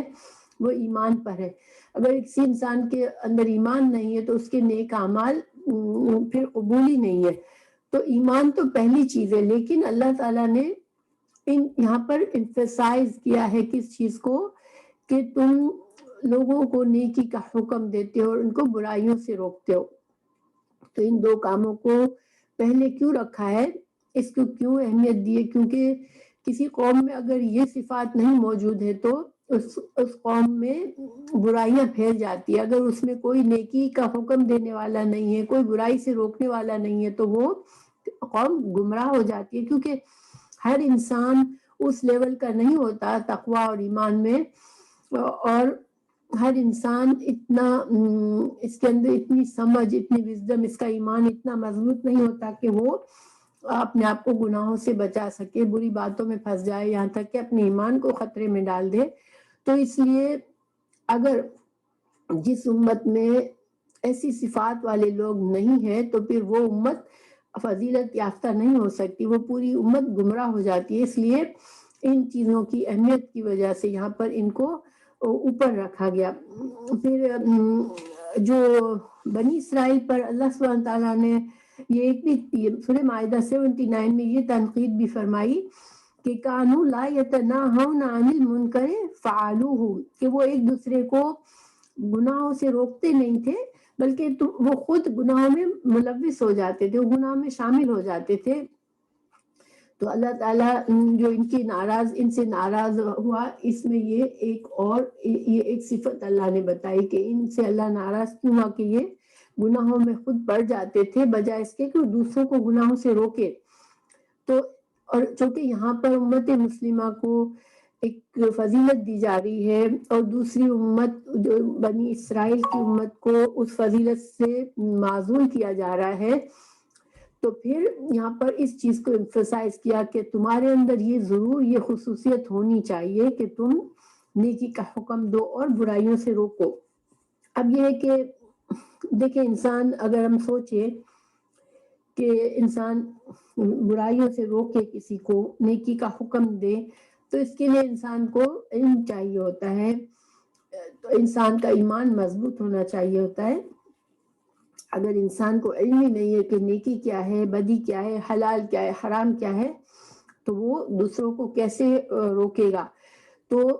انسان کم از کم امت مسلمہ کے افراد کو کم از کم اس حد تک ایمان دین کا علم ہونا چاہیے کہ وہ خود بھی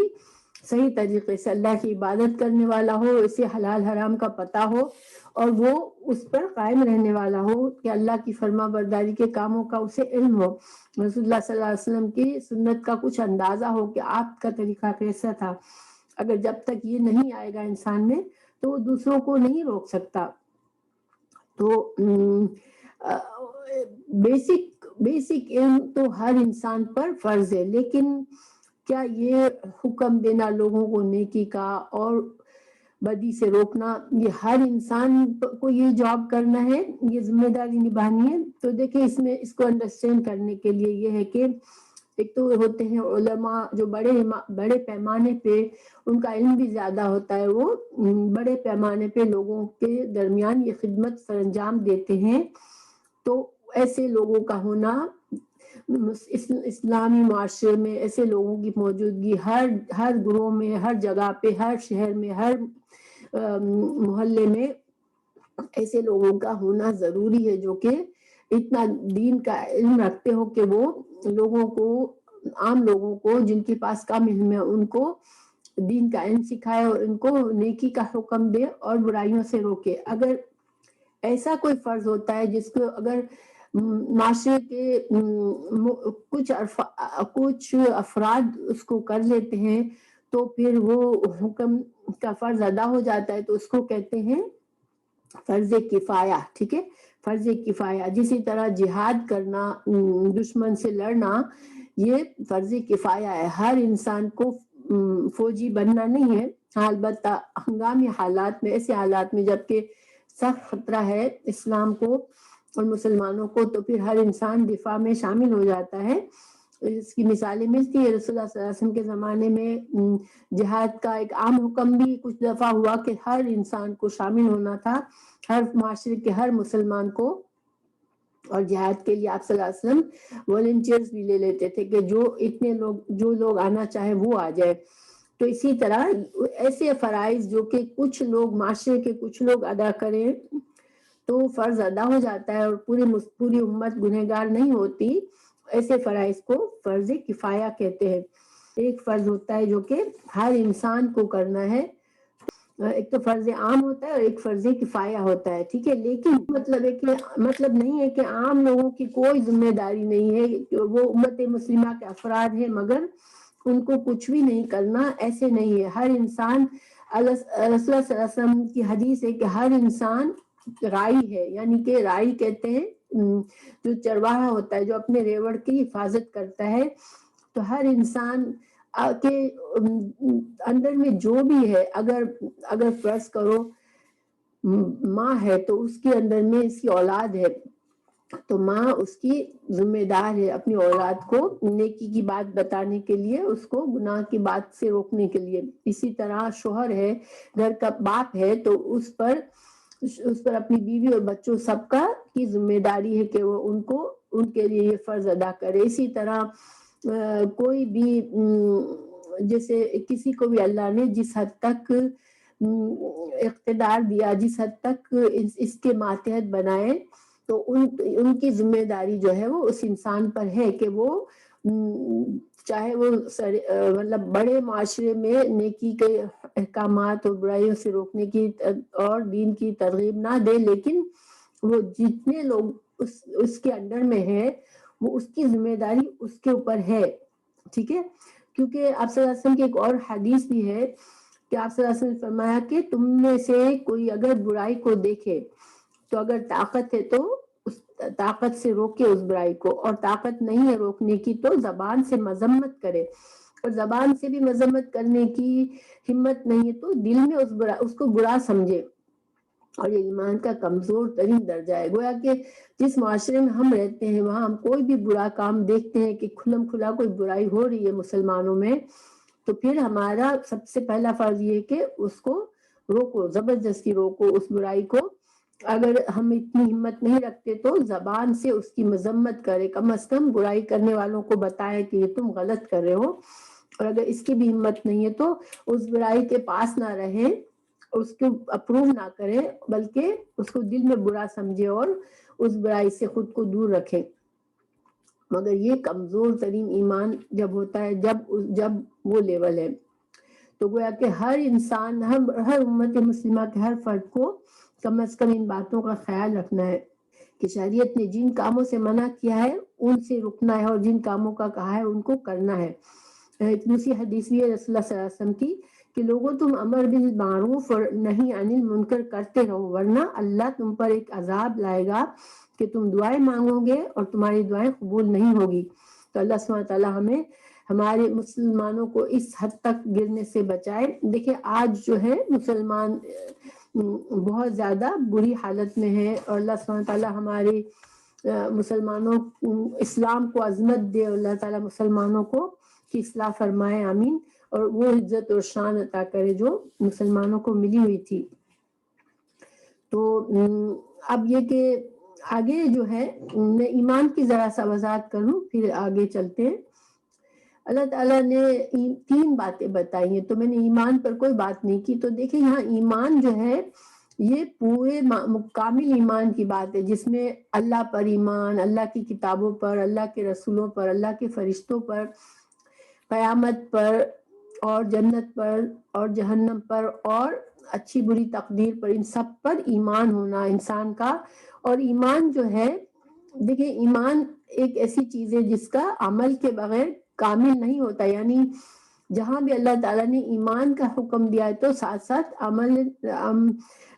عمل صالح کا حکم دیا ہے، اور ایمان عمل سے بڑھتا ہے، نیک اعمال سے ایمان بڑھتا ہے اور برے اعمال سے ایمان گھٹتا ہے۔ تو گویا کہ اللہ کی فرما برداری اور نیک اعمال کرنا اور برائیوں سے بچنا، یہ اس میں شامل ہے کہ تؤمنو باللہ، یعنی امت مسلمہ پر، یہ چنی ہوئی امت اگر ہے، وہ فضیلت والی امت ہے، تو ان کے ہر فرد کو ایمان ایسا ہو کہ وہ نیک کام کرنے والا ہو، برائیوں سے خود بھی روکنے والا ہو، اور اللہ کا فرما بردار ہو، اور اللہ کے تمام ایمان بالغیب پر ایمان رکھنے والا ہو۔ تب تو یہ پھر امت مسلمہ کی صفات اس کے اندر ہے، جو کہ خیر الامت ہے۔ تو اب آگے اللہ تعالیٰ نے فرمایا وَلَوْ، اور اگر آمنا ایمان لاتے اہل کتاب لکانا، البتہ ہوتا، خیرن بہتر، لہم ان کے لیے، منہم ان میں سے، مومن بھی ہیں، المومنون بھی ہیں، اور اکثرهم الفاسقون، اور مگر ان کی اکثریت جو ہے وہ فاسق ہے، نافرمان ہے۔ فاسق کہتے ہیں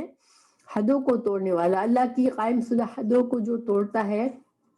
اور ان کاموں میں پڑتا ہے جو اللہ نے منع کیا، اور وہ کام نہیں کرتا جو اللہ نے کہے، یعنی اپنی مانی زندگی گزارتے ہیں، اللہ کی کسی حکم کی پرواہ نہیں کرنے والے، اللہ کی حدوں کو توڑنے والے، یہ فاسق ہوتے ہیں۔ تو اللہ تعالیٰ نے فرمایا، چونکہ پیچھے اہل کتاب کا ذکر تھا، اللہ تعالیٰ نے ان کی تمام برائیوں کو کھول کر ہمیں بتایا، تو اللہ تعالیٰ نے یہاں فرما دیا کہ اگر یہ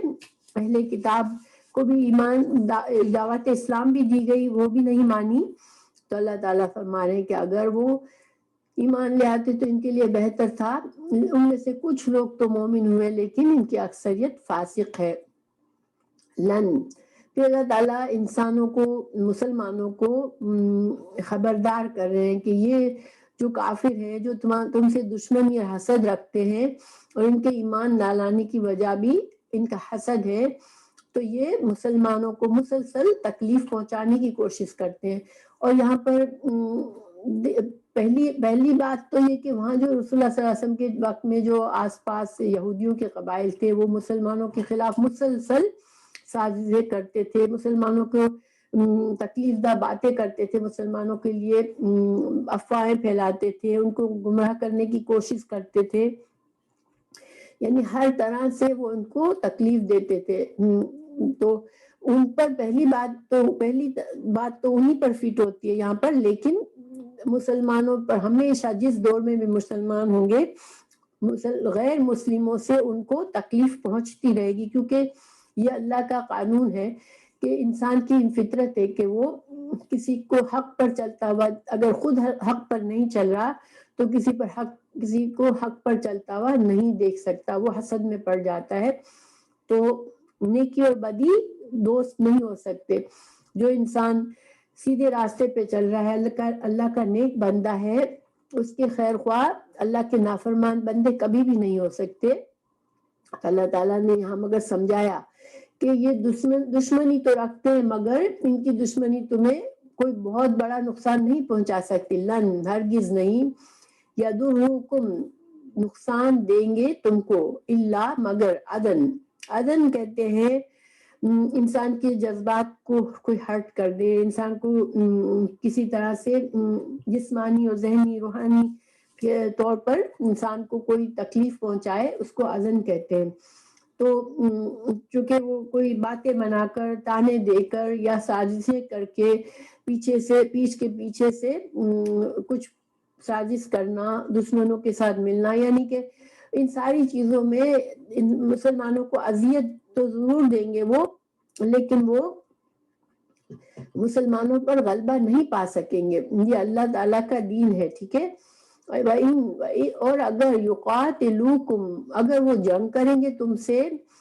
یولوکم، وہ پھیر دیں گے تم سے، الادبار، پیچھے، ثم پھر لا ینصرون، پھر وہ مدد نہ کیے جائیں گے۔ یعنی کہ واقعی میں اگر اہل کتاب سے تمہاری جنگ ہو جائے گی تو پھر غالب مسلمان ہی آئیں گے۔ تو دیکھیں یہ بات ثابت ہوئی رسول اللہ صلی اللہ علیہ وسلم کے زمانے میں، جو مدینے میں جو 3 قبیلے تھے یہودیوں کے، اور جو روم میں اور شام میں عیسائیوں کی حکومتیں تھی، تو جو یہودی تھے وہ فائنلی جو قبیلے تھے وہ سارے ذلیل ہو کے مدینے سے نکالے گئے، ان کے درمیان جنگیں ہوئی مسلمانوں کے درمیان،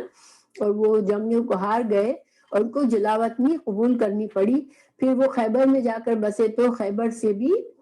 حضرت عمر فاروق کے زمانے میں ان کو دوبارہ انہوں نے شرارتیں کی تو ان کو دوبارہ نکالا گیا۔ تو یعنی کہ بے گھر ہوئے وہ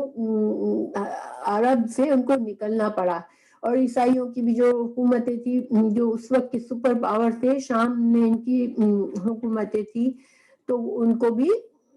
پوری شکست ہو گئی، اور اسلام جو ہے وہ صرف عرب میں پورے میں اسلام کی حکومت ہو گئی، بلکہ شام میں بھی، اور یہاں تک کہ کچھ ہی عرصے میں عصر کی وفات کے کچھ ہی عرصے میں ایون بر صغیر انڈیا پاکستان تک جو ہے وہ اسلام کا پیغام پہنچ گیا تھا۔ تو اللہ سبحانہ تعالیٰ فرما رہے ہیں کہ ان کے سازشوں سے اسلام کی مشن نہیں رک جائے گا، بس تھوڑا مسلمانوں کو تکلیف ہوگی ان کی باتوں سے، ان کے طریقوں سے، لیکن یہ فائنلی یہ مدد نہیں کیے جائیں گے، اللہ کی مدد ان کو نہیں ملے گی، اور وہ جو ہے وہ شکست ان کو اٹھانی پڑے گی۔ اور پھر آگے اللہ نے انہی کے بارے میں بتایا، ضربت ماری گئی علیہم ان پر، الذلت ذلت، اینا جہاں کہیں، ما ثقفوا جہاں کہیں وہ پائے گئے، الا مگر ان پر ذلت ماری گئی، ان پر رسوائی اور ان کو ذلیل ہونا پڑا، مگر ایک ہی طریقہ تھا ان کو تھوڑا سا اسٹرانگ ہونے کا اور ذلت سے بچنے کا۔ کیسے؟ بحبل، حبل کہتے ہیں رسی، اور اس کا مطلب ہے تعلق جوڑنا۔ تو تعلق اگر یہ جوڑ لیں گے جن میں سے جو لوگ من اللہ، اللہ سے، یعنی جو لوگ ایمان لے آئیں گے اور جو لوگ مسلمان ہو جائیں گے، اسلامی سلطنت میں شامل ہو جائیں گے، رسول اللہ صلی اللہ علیہ وسلم کے فرما بردار بن جائیں گے، تو وہ اس ذلت سے بچ جائیں گے۔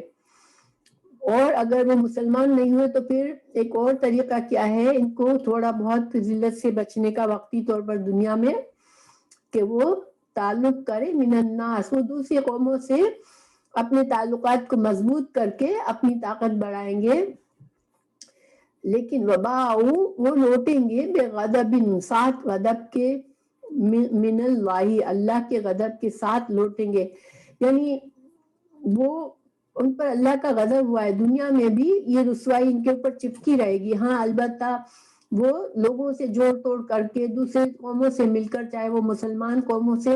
چاہے وہ غیر مسلم قوموں سے ان کی مدد ان سے جوڑ توڑ کر کے کسی طرح وہ سروائیو کرتے رہیں گے. اور وہ دور بد ماری گئی علیہم ان پر المسکنت و محتاجی. آپ دیکھیں کہ اگر ہم یہود کی تاریخ دیکھیں تو وہ دنیا میں بہت ذلیل ہوئے ہیں، ہر جگہ پر ذلیل ہوئے، اور آج وہ تھوڑی مضبوط ہوئے تو وہ صرف اس لیے کہ انہوں نے دوسری قوموں کے ساتھ جوڑ توڑ کر کے رکھا ہوا ہے اور سازشیں کر کے وہ اپنے آپ کو مضبوط بنا رہے ہیں. ذالک یہ بانہم، بوجہ اس کے کہ وہ کانو تھے وہ یکفرونا کفر کرتے تھے بآیات اللہ، اللہ کی آیات کا، ویقتلون اور وہ قتل کرتے تھے انبیاء نبیوں کو بغیر حق. ان کے اندر یہ ہمیشہ سے رہا ہے کہ وہ انبیاء کے دشمن ہوئے ہیں، انبیاء کو قتل کیا ہے اور انہوں نے اللہ کے آیات کا کفر کیا ہے، ہمیشہ رسولوں کو جھٹلایا ہے. اس وجہ سے اللہ ان پر غضبناک ہوا ہے اور اللہ تعالیٰ ان کو دنیا میں بھی ذلیل و رسوا کرتا رہے گا اور آخرت میں بھی وہ غضب ہی کے مستحق ہوں گے. ذالک یہ بما بوجہ اس کے عصوا، انہوں نے نافرمانی کی، وکانو اور تھے وہ یعتدون، وہ اللہ کی حدود سے ہمیشہ آگے بڑھ جاتے تھے، آگے نکل جاتے تھے. اس وجہ سے اللہ سبحانہ تعالیٰ ان سے سخت ناراض ہے، اللہ کا غضب ہے ان پر. اور یہ غضب سے وقتی طور پر وہ لوگوں سے جوڑ توڑ کر کے تو وہ بچے رہیں گے، دنیا میں کچھ نہ کچھ کامیابی حاصل کرتے رہیں گے، مگر ان کا انجام ہمیشہ برائی ہوگا. لیسو، پھر اللہ تعالیٰ نے، کیونکہ یہاں پر اللہ تعالیٰ نے ایک مجموعی بات کی کہ بنی اسرائیل کا یہ انجام ہوگا، تو اب اللہ سبحانہ تعالیٰ کچھ ایسے لوگ بنی اسرائیل کے ایسے لوگ جو کہ نیک لوگ ہیں ان کی تعریف بھی کر رہے ہیں. یہاں پر لیسو نہیں ہے، سواء برابر، من اہل کتاب، اہل کتاب میں سے، امتن ایک جماعت ہے، قائمتن جو قائم ہے، جو کھڑی ہوئی ہے. اور قائم کا یہاں مطلب ہے کہ شریعت، رسول اللہ صلی اللہ علیہ وسلم جو شریعت لائے اس کے اوپر قائم ہو گئی، دین اسلام پر قائم ہو گئی.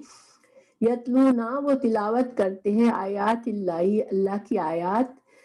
آناء اللیل، رات کی گھڑیوں میں، یعنی کہ وہ تہجد گزار ہیں، وہ تہجد کے وقت قرآن پڑھتے ہیں. وہم، اور وہ یسجدون، اور وہ تہجد کی نمازیں پڑھتے ہیں. تو جن کے اندر یہ خصوصیات ہیں اہل کتاب میں سے، وہ اسلام لے آئے اور ان کے درجات ہیں، اور وہ اس پیدا تو ہوئے تھے بنی اسرائیل میں، مگر اللہ تعالیٰ کی اس وعید کیا ان کے اوپر اثر نہیں ہے جو پیچھے آئی کہ یہ ذلیل اور خوار ہوں گے. جو کہ مسلمان ہو گئے، اب وہ ان کے اس اللہ کے اس غضب سے باہر نکل آئے. تو دیکھیں قرآن میں اللہ تعالیٰ نے سورہ آل عمران کی 199 آیت میں فرمایا ہے، وَإِنَّ مِنْ أَهْلِ الْكِتَابِ لَمَن يُؤْمِنُ بِاللَّهِ وَمَا أُنزِلَ إِلَيْكُمْ وَمَا أُنزِلَ إِلَيْهِمْ خَاشِعِينَ لِلَّهِ، کہ اللہ تعالیٰ نے فرمایا کہ اہل کتاب میں سے ایسے لوگ جو کہ اللہ پر ایمان لے آئے اور جو ان کی کتابوں میں نازل ہوا تھا، حق اللہ کی طرف سے ان پر بھی ایمان رکھا، رسول اللہ صلی اللہ علیہ وسلم کے آنے سے پہلے بھی اور اب بھی وہ سمجھتے ہیں کہ جو اللہ نے ان کی کتابوں میں حق نازل کیا تھا، جس کو بدلا نہیں گیا تھا، وہ ان پر ایمان لاتے ہیں. اور جو اللہ سبحانہ تعالیٰ نے مسلمانوں کو جو شریعت دی اس پر بھی ایمان رکھتے ہیں اور وہ اللہ سے ڈرنے والے ہیں، تو ان کا انجام پھر ایسا نہیں ہے برا. اور یہ اللہ تعالیٰ کی، دیکھیے اللہ سبحانہ تعالیٰ کسی کی نسب کو نہیں دیکھتا کہ اچھا یہ قوم خراب ہے بس اس کو تباہ کر دو، نہیں، اللہ سبحانہ تعالیٰ انڈیویجولز کے اعمال کو بھی دیکھتا ہے. اور اللہ سبحانہ تعالیٰ کے غضب کا، وہ لوگ کبھی غضب کا شکار نہیں ہوتے جو اللہ کے فرما بردار ہوتے ہیں، چاہے کہ وہ ان کی پیدائش کسی بھی قوم میں ہوئی ہو، لیکن ان کا اپنا کردار الگ تھا، انہوں نے اسلام کو قبول کیا تو وہ پھر اللہ کے فرما بردار ہوئے اور اللہ ان سے محبت کرتا ہے، اللہ ایسے لوگوں کی تعریف کرتا ہے. پھر اگلی آیت میں بھی انہی کے بارے میں بات ہو رہی ہے جو اہل کتاب کے لوگ تھے، اور اس میں سے کچھ نام ہیں جو خاص بڑے بڑے نام جو کہ مسلمان ہوئے تھے. عبداللہ بن سلام، یہ یہودی تھے، یہودی عالم تھے اور وہ مسلمان ہوئے تھے. طلبہ بن سعید اسید بن سعید، اسد بن عبید، یہ سارے بڑے لوگ تھے جو کہ آپ صلی اللہ علیہ وسلم کے وقت میں مسلمان ہوئے تھے، حالانکہ وہ اہل کتاب سے تھے، اور وہ پھر صحابہ کرام بن گئے، اللہ نے ان کو بڑی نعمتیں دی، انہوں نے بڑے اجر و ثواب کمائے اور اچھی زندگی گزاری، اور اللہ تعالیٰ نے تمام صحابہ کرام کے بارے میں فرما دیا کہ رضی اللہ عنہم ورضوان، اللہ ان سے راضی ہو گیا اور وہ اللہ سے راضی ہوئے، تو گویا انہوں نے اپنی نیکی کما لی اور وہ اسلام میں آ گئے۔ اللہ تعالیٰ ان کی مزید بتا رہا ہے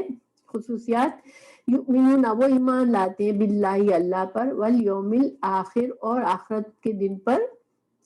وَيَأْمُرُونَ، اور وہ حکم دیتے ہیں بالمعروف، نیکی کا، وَيَنْهَوْنَ، اور وہ روکتے ہیں عن المنکر، برائی سے، وَيُسَارِعُونَ، اور وہ جلدی کرتے ہیں فی الخیرات، نیکی کے کاموں میں، وَأُولَئِکَ، اور یہی لوگ من الصالحین، اور یہ نیک لوگوں میں سے۔ دیکھیں یہاں اللہ تعالیٰ نے کی جو خوبیاں بتائی وہ ساری وہی ہے جو اللہ نے چنی ہوئی امت کو شروع میں بتائی کہ تم اگر چنی ہوئی امت ہو تو یہ صفات تمہارے اندر ہونی چاہیے۔ تو چونکہ اہل کتاب کے جو لوگ ان صفات کو انہوں نے اپنا لیا، اللہ ان سے بھی راضی ہو گیا، اللہ نے انہیں نیک لوگوں میں شامل کر لیا۔ ما یفعلوا، اور جو کرے گا من خیر، نیکی، فلن، تو ہرگز نہیں، یکفروہ، تو ناشکری نہیں کی جائے گی، یعنی اللہ تعالیٰ تو تمہارے اعمال اور تمہاری نیتوں کو دیکھتے ہیں، تو چاہے تم کسی بھی قوم میں تھے، جب تم نے نیک اعمال کیے، جب تم نے ایمان قبول کیا، تو اللہ سبحانہ تعالیٰ اس کی ناشکری نہیں کرتا۔ واللہ، اللہ تعالیٰ، علیم، جاننے والا ہے، بالمتقین، اللہ سبحانہ تعالیٰ متقین کو پہچانتا ہے، اللہ تعالیٰ کا علم ہے کہ اللہ تعالیٰ جانتا ہے کہ کون فرما بردار ہے، کون اللہ کا ڈر رکھتا ہے اپنے دل میں۔ پھر اللہ تعالیٰ نے مزید بتایا، ان الذین، وہ لوگ، کفروا، جنہوں نے کفر کیا، لن تغنیا، ان کو ہرگز کام نہیں آئے گا، عنہم، ان کو، اموالہم، ان کے مال، ولا، اور نہ، اولادہم، نہ ان کی اولادیں، من اللہ، اللہ سے، شیئن، کچھ بھی نہیں، وَأُولَئِکَ، اور یہی لوگ، اصحاب النار، وہ آگ کے ساتھی ہوں گے، وہ جہنم میں جائیں گے، ہم فیہا خالدون، وہ اس میں ہمیشہ رہیں گے۔ تو اللہ تعالیٰ نے جن کو بے شمار نعمتیں دی دنیا میں، اولادوں کی کثرت دی، ان کو مال دیا، ان کو اقتدار دیا، تو جس کی بنا پر انہوں نے اکڑ کی، تکبر کیا، دین کو ٹھکرایا، تو ان کی یہ ساری جو دنیا کی نعمتیں، جس کی وجہ سے ان کو دنیا میں طاقت حاصل تھی اور جس سے وہ غلط کام کرتے رہے، تو یہ ساری دنیا کی نعمتیں تو دنیا میں ہی رہ جائے گی، ان کو کچھ بھی کام نہیں آئے گا، اور آخرت میں ان کا انجام کیا ہوگا کہ وہ جہنم میں جائیں گے، ہمیشہ رہیں گے۔ اللہ تعالیٰ مثال دے رہے، مثل ما ينفقون، اور ایسے لوگوں نے دنیا میں اگر کچھ مال خرچ کیا ہوگا، کچھ ایسے بظاہر فلاح کی کاموں میں اور نیک کام کیا، کسی نے غریبوں کو کھانا کھلایا مگر وہ کبھی ایمان نہیں لایا، تو یہ اس کے ان خرچوں کا جو اس نے دنیا میں اچھے کاموں کے لیے کیے مگر کبھی ایمان نہیں لایا، تو اس کا کیا فائدہ اس کو ہوگا، اللہ تعالیٰ بتا رہے ہیں، مثل ما ينفقون، جو انہوں نے خرچ کیا اس دنیا میں، فی هذه الحیات الدنیا، اس دنیا کی زندگی میں۔ اب یہ مال انہوں نے چاہے اللہ کی نافرمانی کے کاموں میں خرچ کیا، چاہے انہوں نے اسلام کو روکنے کے لیے جدوجہد میں خرچ کیا، اگر ایسے کام کیے تو پھر کیا ہوگا، کمثلی، مثال ان کی، ریحن، اس ہوا کی طرح ہے، فیہا، اس میں، سرن، پالا ہے، اصابت، پہنچتی ہے، ہرسا، کھیتی کو، قومن، ایک قوم کی، ظلموا، جنہوں نے ظلم کیا، انفسہم، ان کے نفسوں پر، فاہلکتہ، تو ہلاک کر دیا اس کو۔ تو اللہ تعالیٰ فرما رہے ہیں کہ اگر ان کی جو انہوں نے مال خرچ کیا دنیا میں، چاہے وہ جہاد کے لیے، دیکھیں اسلام کے خلاف لڑتے تھے نا، وہ قتال کے لیے بھی پیسہ بھی چاہیے ہوتا ہے، وہ اسلام کے خلاف انہوں نے پیسہ خرچ کیا، برائی کے کاموں میں خرچ کیا، یا ایون اچھے کاموں میں خرچ کیا، مگر ایمان نہیں لائے تھے، تو ان کی مثال ایسی ہے آخرت میں کہ جن نیک لوگوں کے اعمال تو وہاں پر وزن رکھیں گے، اور اس کا وزن سے انسانوں کو اس کے لحاظ سے درجات ملیں گے اس جنت کے،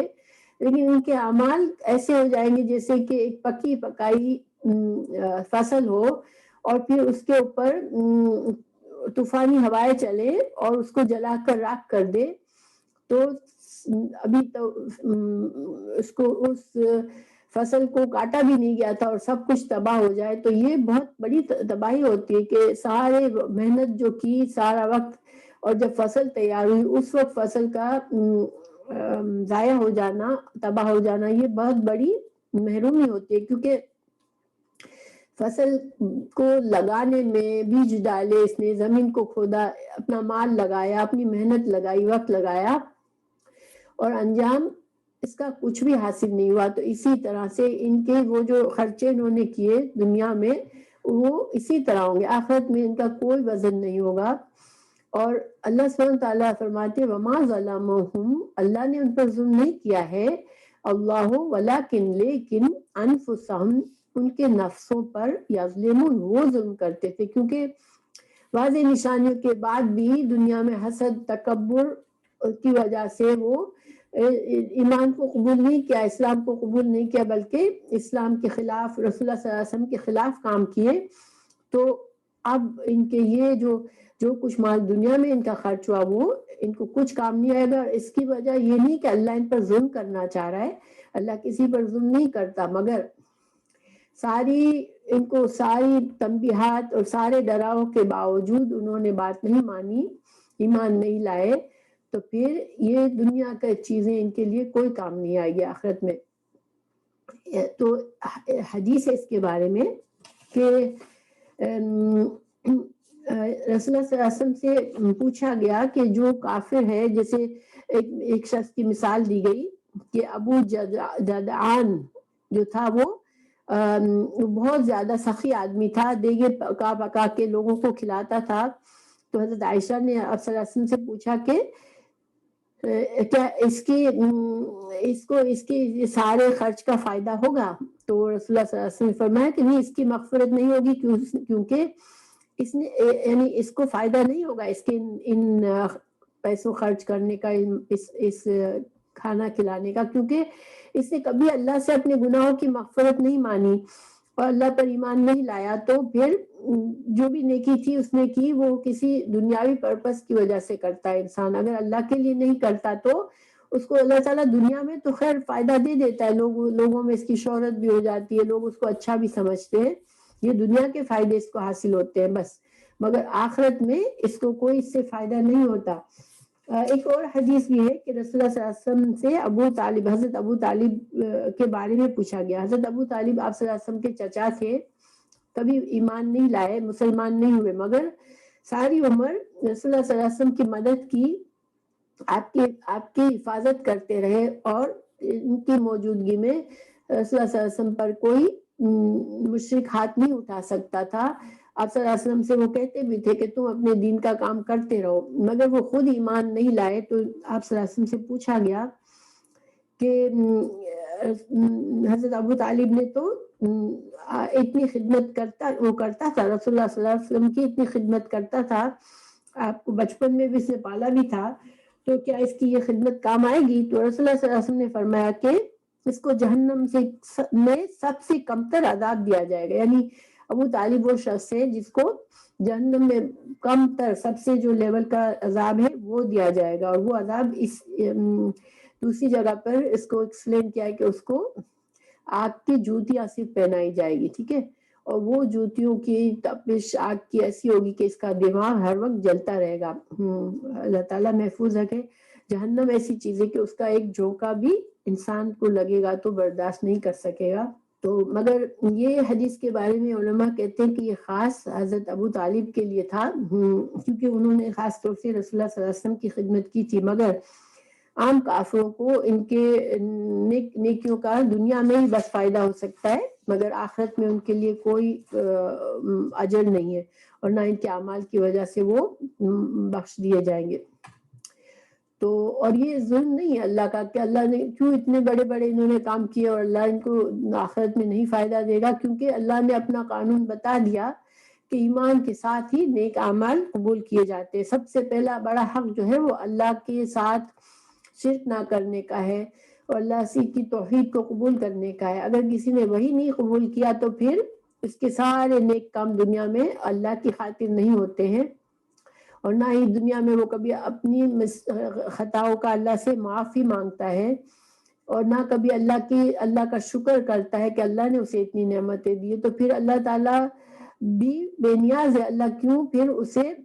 جنت کی نعمتیں دے گا اس کو.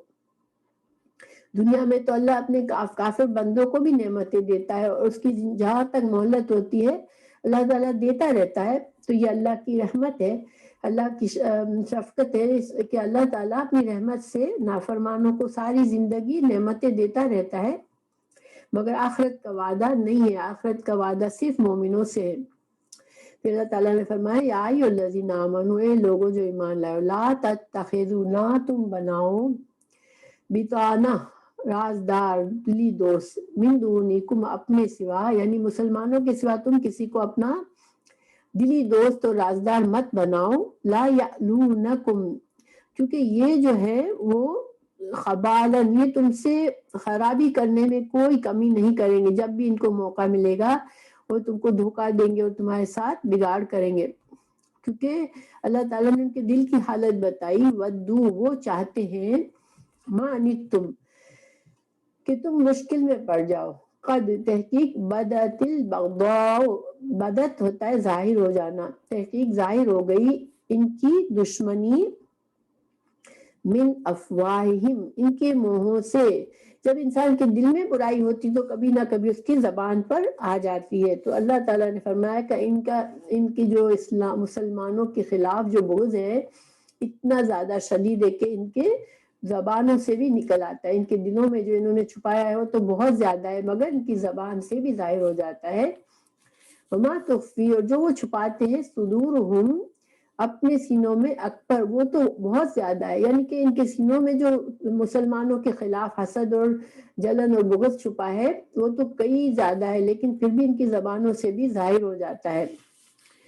قد، تحقیق، بینا، بیان کر دی، لکم، تمہارے لیے، الآیات، نشانیاں، ان کنتم، اگر ہو تم، تعقلون.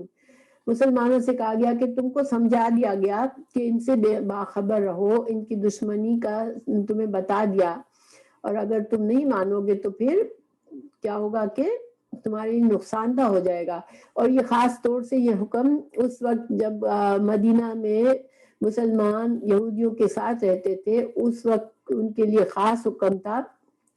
کہ بہت احتیاط کریں ان یہودیوں سے، کیونکہ وہ مسلمانوں سے بہت بغض رکھتے تھے. لیکن یہ ساری زندگی ہمیشہ کے لیے ہے کہ مسلمانوں کو، جتنے بھی غیر مسلمان ہیں، مسلمانوں کے مخلص نہیں ہو سکتے. انڈیویجول کبھی کبھار یہ ہو سکتا ہے کہ آپ کے پڑوس میں کوئی آپ کا دوست ہے، وہ بہت اچھا ہے آپ سے، لیکن ایک جنرل قوم کے لحاظ سے مسلمانوں کے خیر خواہ غیر مسلم قومیں نہیں ہو سکتی. یہ قانون ہے کہ جو حق کو قبول کرتا ہے پھر اس کے خلاف جو حق کو ٹھکراتے ہیں وہ اس کے دوست نہیں ہوتے. ہاں تم، اللہ تعالیٰ نے فرمایا کہ تم ایسے ہو، اولئک، ایسے لوگ ہو تم، یعنی مسلمانوں، تم ایسے لوگ ہو، تحبونہم، تمہارے دل میں تو محبت ہے ان کی، تم سادہ دل ہو، تم ان کی محبت دل میں رکھتے ہو. ولا، اور نہیں، یحبونکم، وہ تم سے محبت نہیں کرتے. وتؤمنون، اور تم تو ایمان رکھتے ہو، بالکتاب، کتاب پر، کلہ، تمام، یعنی تم تو ان کی کتابوں پر بھی ایمان رکھتے ہو، ان کے رسولوں پر بھی ایمان رکھتے ہو کہ وہ اللہ کے سچے رسول تھے، ان کی کتابیں اللہ کی سچی کتابیں تھیں جو اللہ نے نازل کی. اب ہم ان کی کتابوں کو سچا نہیں کہتے، ہمیں نہیں پتا، ہم خاموش ہیں. جنہوں نے جو کچھ اللہ نے ان کتابوں میں نازل کیا وہ سچ ہے، اور وہ اگر ہے باقی تو وہ سچ ہے، لیکن جو انہوں نے بدلا ہم اس کی صداقت نہیں کرتے، ٹھیک ہے، اس کی گواہی نہیں دیتے. وَإِذَا لَقُوكُمْ، اور جب یہ لوگ تم سے ملتے ہیں، یعنی کہ وہی مدینہ کے جو یہودی تھے، قالوا آمنا، وہ کہتے تھے ہاں ہم بھی ایمان لائے ہیں، وہ منافقت کرتے تھے. مگر جب اکیلے میں ہوتے تھے، وَإِذَا خَلَوْا، جب تنہا ہوتے تھے تو عَدُّوا، کاٹتے تھے، عَلَيْكُمْ، تم پر، الانامل، اپنی انگلیاں، من الغیظ، غصے میں. اکیلے میں ہوتے تھے تو ان کے دلوں میں اتنا غضب ہوتا تھا تمہارے خلاف کہ وہ اپنی انگلیوں کو کاٹتے تھے اس غصے میں، اس غضب میں. آپ کہہ دو، رسول اللہ صلی اللہ علیہ وسلم نے کہا گیا، رسول اللہ صلی اللہ علیہ وسلم سے کہا گیا آپ کہہ دیں موتو، مر جاؤ، بغیرکم، اپنے غصے کے ساتھ.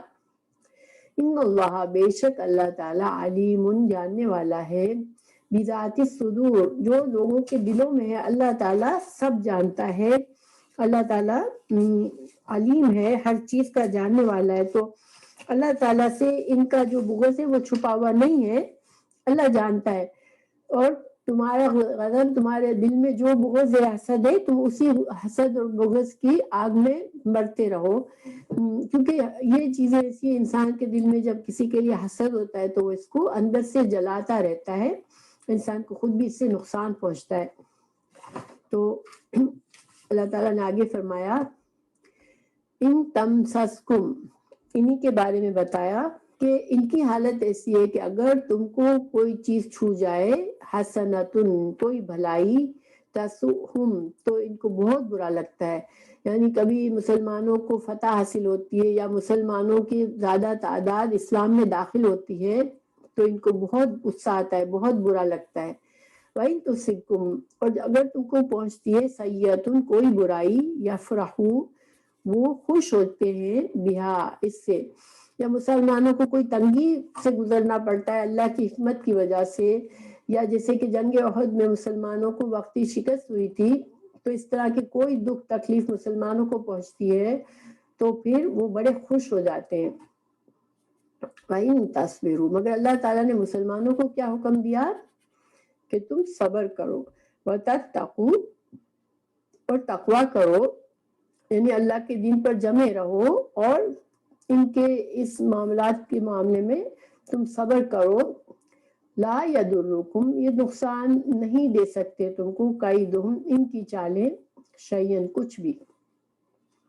ان اللہ، بے شک اللہ تعالیٰ، بما، ساتھ اس کے، یعملون، جو وہ عمل کرتے ہیں، محیط، گھیرنے والا ہے. یہاں پر مسلمانوں کو ایک اصول بتایا گیا کہ دیکھیں غیر مسلم ہمیشہ مسلمانوں سے دشمنی رکھیں گے، مگر مسلمانوں تم اگر تقویٰ کرو گے، اللہ کا خوف دل میں رکھو گے، اپنے دین پر قائم رہنے میں صبر کرو گے، اپنی شریعت کو پکڑے رکھو گے، تو پھر تم کو غلبہ ملے گا، تم کو ان کی چالوں سے کوئی نقصان نہیں ہوگا. تو دیکھیں آج اگر ہم دیکھیں مسلمان بہت ہی زیادہ دبے ہوئے ہیں اور غیر قومیں بہت زیادہ چڑھی ہوئی ہیں، مگر اس کا وجہ کیا ہے کہ نہ مسلمان کی ایک اکثریت تقویٰ کرتی ہے، اللہ کے دین پر قائم ہے، اور نہ ہی وہ صبر کر رہی ہے کہ جو بھی حالات ہیں اللہ کی نافرمانی نہ کرے. اگر حلال کی کمی ابھی ہے تو حرام میں نہ پڑ جائے. تو اگر مسلمان اپنے آپ کو سیدھا کر لیں گے، اپنی اصلاح کر لیں گے، تو اللہ تعالیٰ مسلمانوں کو ہی غالب کرے گا، یہ اللہ کا وعدہ ہے. اور آخرت میں بھی یہ وعدہ ہے کہ حضرت عیسیٰ علیہ السلام جب نازل ہوں گے، دوبارہ دنیا میں آئیں گے، تو اللہ مسلمانوں کو پھر سے غلبہ دے گا، کیونکہ اس وقت مسلمان اپنی اصلاح کر لیں گے اور خالص ایمان کی حالت میں ہوں گے، تو اللہ تعالیٰ پھر سے غلبہ دے گا. اللہ نے مسلمانوں کو غلبہ دیا، رسول اللہ صلی اللہ علیہ وسلم کے بعد بھی بہت اسلام نے ترقی کی اور اسلام سپر پاور بن گئی. لیکن آج اسلام اور مسلمان دبے ہوئے ہیں، مگر اس کی وجہ یہ نہیں ہے کہ اللہ کا وعدہ سچا نہیں ہے. اللہ کا وعدہ ہے کہ اللہ مسلمانوں ہی کو غالب کرے گا، لیکن مسلمانوں کو اپنی حالت سدھارنی پڑے گی تاکہ وہ